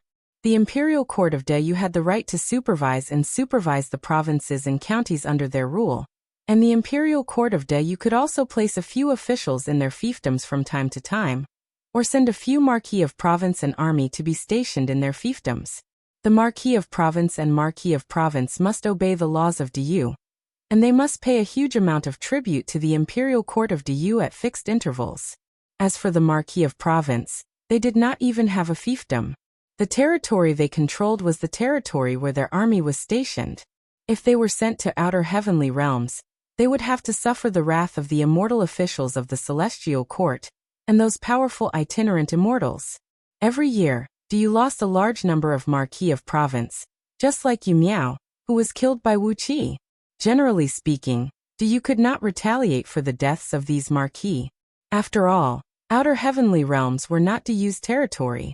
The vast system of Marquis and King, as well as the fiefdoms and territories of various sizes, were like a huge spider web that covered the entire vast territory of Diyu. King Yangqiu was originally the third of the 4 grades of king, namely mountain, peak, hill, and ridge. Now that he had been promoted to the 2nd grade, in addition to the elevation of his status in the imperial clan and the increase of his right to speak, the most direct benefit for him was the expansion of his fiefdom. On top of that, he could now choose 4 of his sons to be conferred as 9th grade Marquis of Province, which was also a great reward. Among his trusted generals, Yangqiu Fengbo and Wuqi were conferred the title of Marquis of Province, more than 1,000 were conferred the title of Marquis of County, and more than 10,000 military officers were conferred the title of Marquis of Province. This was a great expansion for King Yangqiu's power. Putting aside the fact that Wuqi and Yangqiu Fengbo held the power of 2 provinces, which allowed King Yangqiu's hand to extend further and further, what did it mean to have over 10,000 Marquis of Province? Even the Marquis of Province with the fewest troops was in charge of at least an army. Even if only a few of these Marquis of Province could stay on Pangu continent, the army under their command would be no small matter. How could their influence over the place be ordinary? When these Marquis of Province were sent to their respective military towns, immortal passes, and outer heavenly realms, and when they took control of the armies in their own territories, King Yangqiu's influence in Diyu's army would increase significantly. All in all, killing the sovereign and wiping out the alliance had brought King Yangqiu great benefits. From one of the many mediocre princes of Diyu's imperial clan, he had become a rare star in the last tens of thousands of years, and both his power and influence had been greatly enhanced. On the high stone steps, the dignified old man slowly read out the rewards for Gao's subordinates. Although he omitted the details of the rewards for more than 10,000 Marquis of Province, it took him more than 8 hours to read out the rewards for Wuqi and more than 1,000 military officers.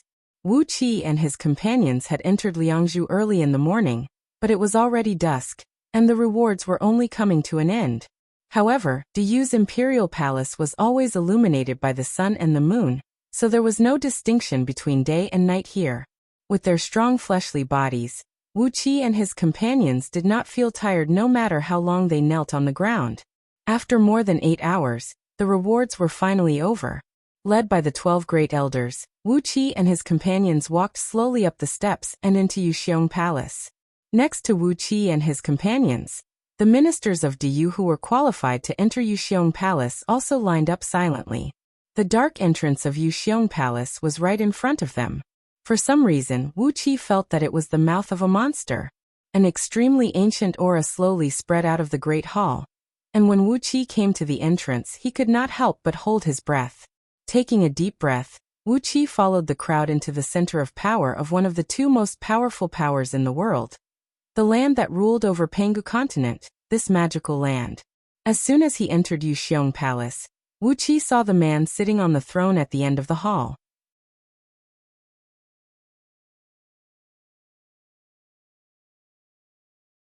Chapter 717. There were no spatial restrictive spells deployed in Yuxiong Palace.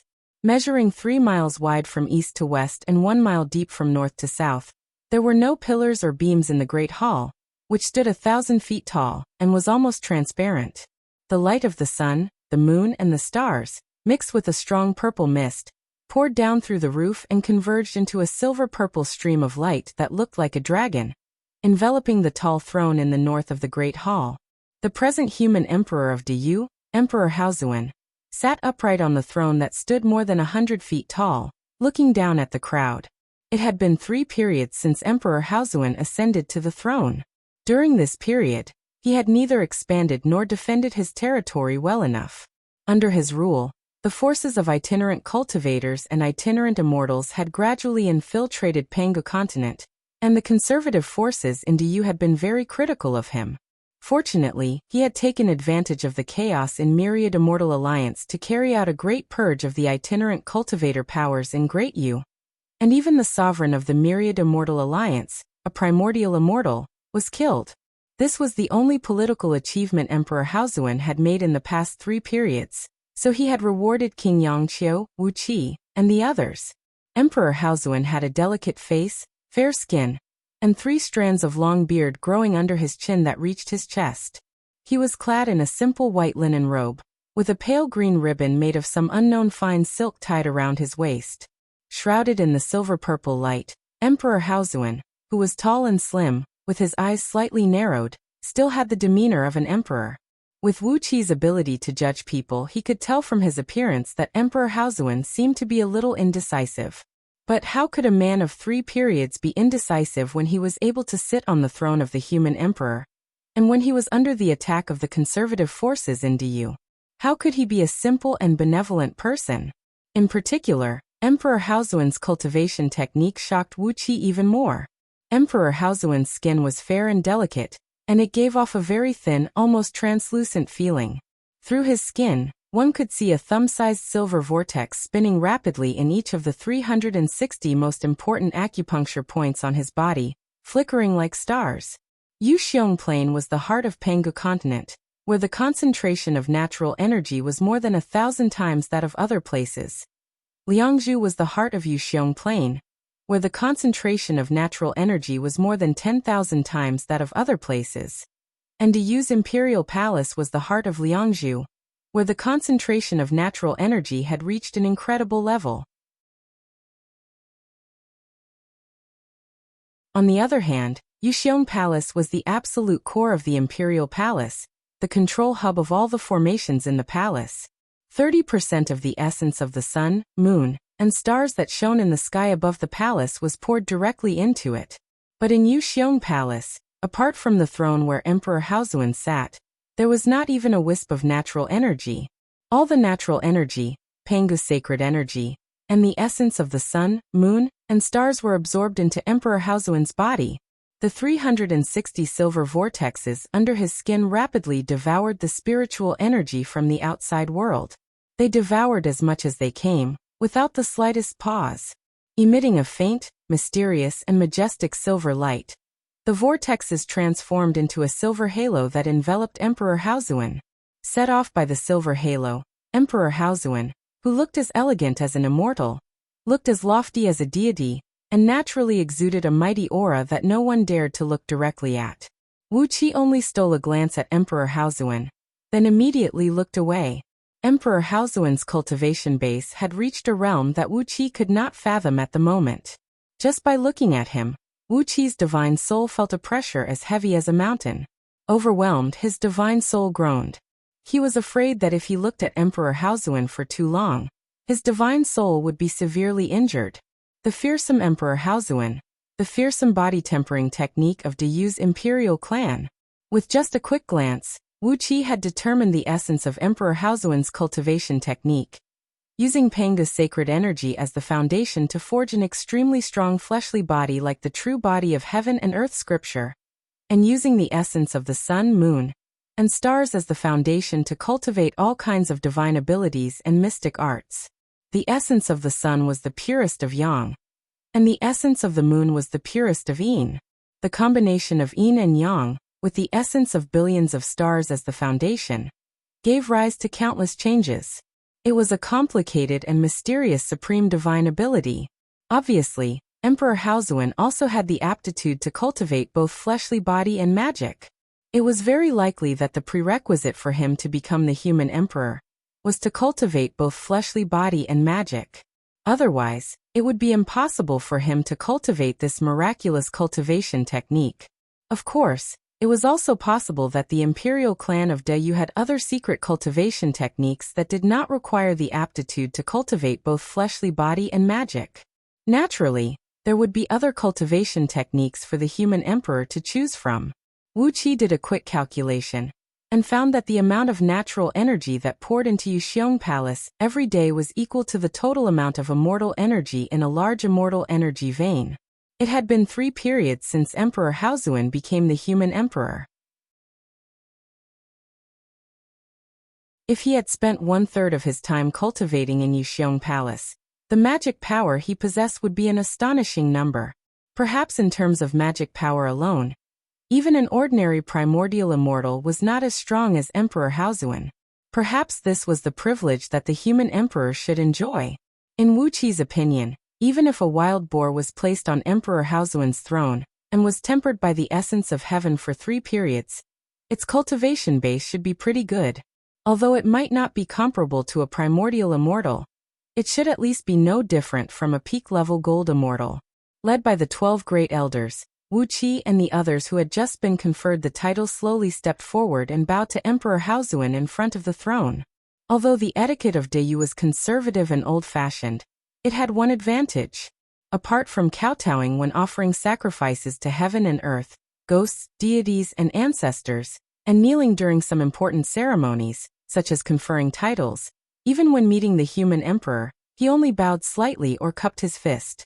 After all, Dayu had inherited the tradition of the ancient tribal alliance, and the human emperor's predecessor was only the leader of the alliance.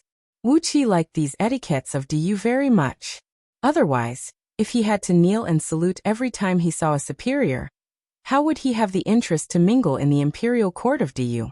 Hundreds of courtiers who were qualified to enter Yuxiong Palace walked slowly into the Great Hall, and bowed to Emperor Haozuan. The Great Hall was quiet, and only the old man who had just read the conferring document walked up to the throne, and completed the last step of the ceremony. Emperor Haozuan's fingers moved slightly, and the conferring scroll flew back into his hand. Then many eunuchs in black came out of the back of the hall with small steps, carrying black lacquer plates on which were placed many seals, ribbons, medallions, and official documents. At the old man's order, these eunuchs came quickly to Wuqi and his companions, then put the seals, ribbons, medallions, and official documents on them. This was also part of the old-fashioned tradition of Dayu. Before Wuqi and his companions received their rewards, they were just ordinary generals who were not qualified to enter Yuxiong Palace, let alone meet Emperor Haozuan. So, they received their rewards at the stone steps outside the Great Hall. Only when they were at least conferred the title of Marquis did they enter the Great Hall, accompanied by many elders and ministers, to meet the human emperor, and formally receive their seals, ribbons, and other official documents. For most of the newly conferred marquises present, this was probably the only chance they had in their lives to meet the human emperor. In the future, unless they made new contributions and were promoted to the title of nobility, or became a king and qualified to meet the human emperor, they would never have the chance to enter the imperial palace of Du again. Every time the eunuchs helped a person put on a ribbon, seal, and a medallion that represented their status, Emperor Haozuan, sitting on the throne, would say a faint word of encouragement, then point a finger at the person and send a beam of light into the person's body. The beam of light contained extremely powerful Pangu's sacred energy and the essence of the stars. Pangu's sacred energy could strengthen the cultivation base of the fleshly body, and the essence of the stars could strengthen the soul. Pangu's sacred energy could strengthen the fleshly body, and none of the generals around Wuxia was weak. But strengthening the soul was equivalent to prolonging the lifespan of these generals, which was also the reward the newly conferred marquises deserved.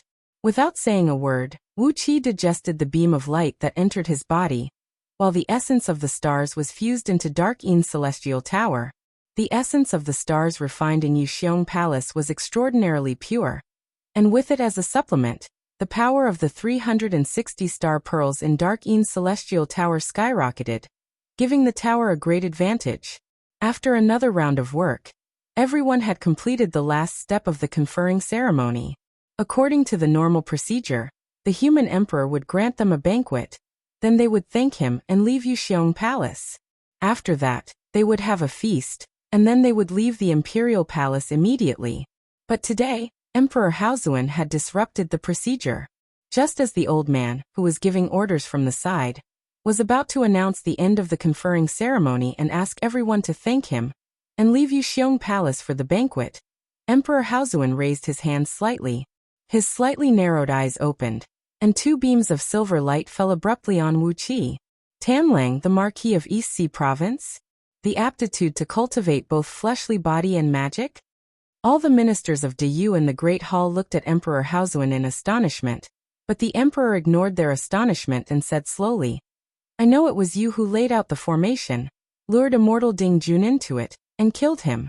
Go to the Directorate of Celestials and pick a supreme tower. Then go to the secret palace of Yantian Palace, and make 3 copies of the secret manuals of the Tao of Formations, and take them away." Wuxia was taken aback. Emperor Haozuan had actually given him such a great benefit for no reason? Before Wuxia could recover from his shock, the emperor turned to Gao, nodded and said, "Gao, the son of King Yangshan. Good, very good. You do have some of your father's spirit. You have made a great contribution this time, which has boosted Du's prestige and taught those immortals who are getting bolder and bolder a lesson. Very well, from now on, you will follow the imperial court and assist in military affairs. I will leave the right army of Yuxiong and Liangzhu to you for the time being, and see if you can be put in an important position." Gao, the former King Yangqiu, who was now King Yufeng, blushed abruptly. He hurriedly took a few steps forward, bowed deeply to Emperor Haozuan, and said with a loud voice, "I understand. I will do my best and not let your majesty down." Emperor Haozuan smiled faintly and waved his hand. Immediately, all the courtiers bowed to him, then slowly left Yuxiong Palace. Suddenly, Wuxia felt 2 malicious gazes coming at him from the crowd. He turned his head and looked in the direction of the gazes, and saw King Zhangqiu turn his head away as if nothing had happened. Wuxia smiled. "So this is my new enemy? You're tuning in to the Li Mei's Wuxia Whispers YouTube channel. We're so grateful for your support, and don't forget to subscribe to join us on this incredible journey through captivating stories.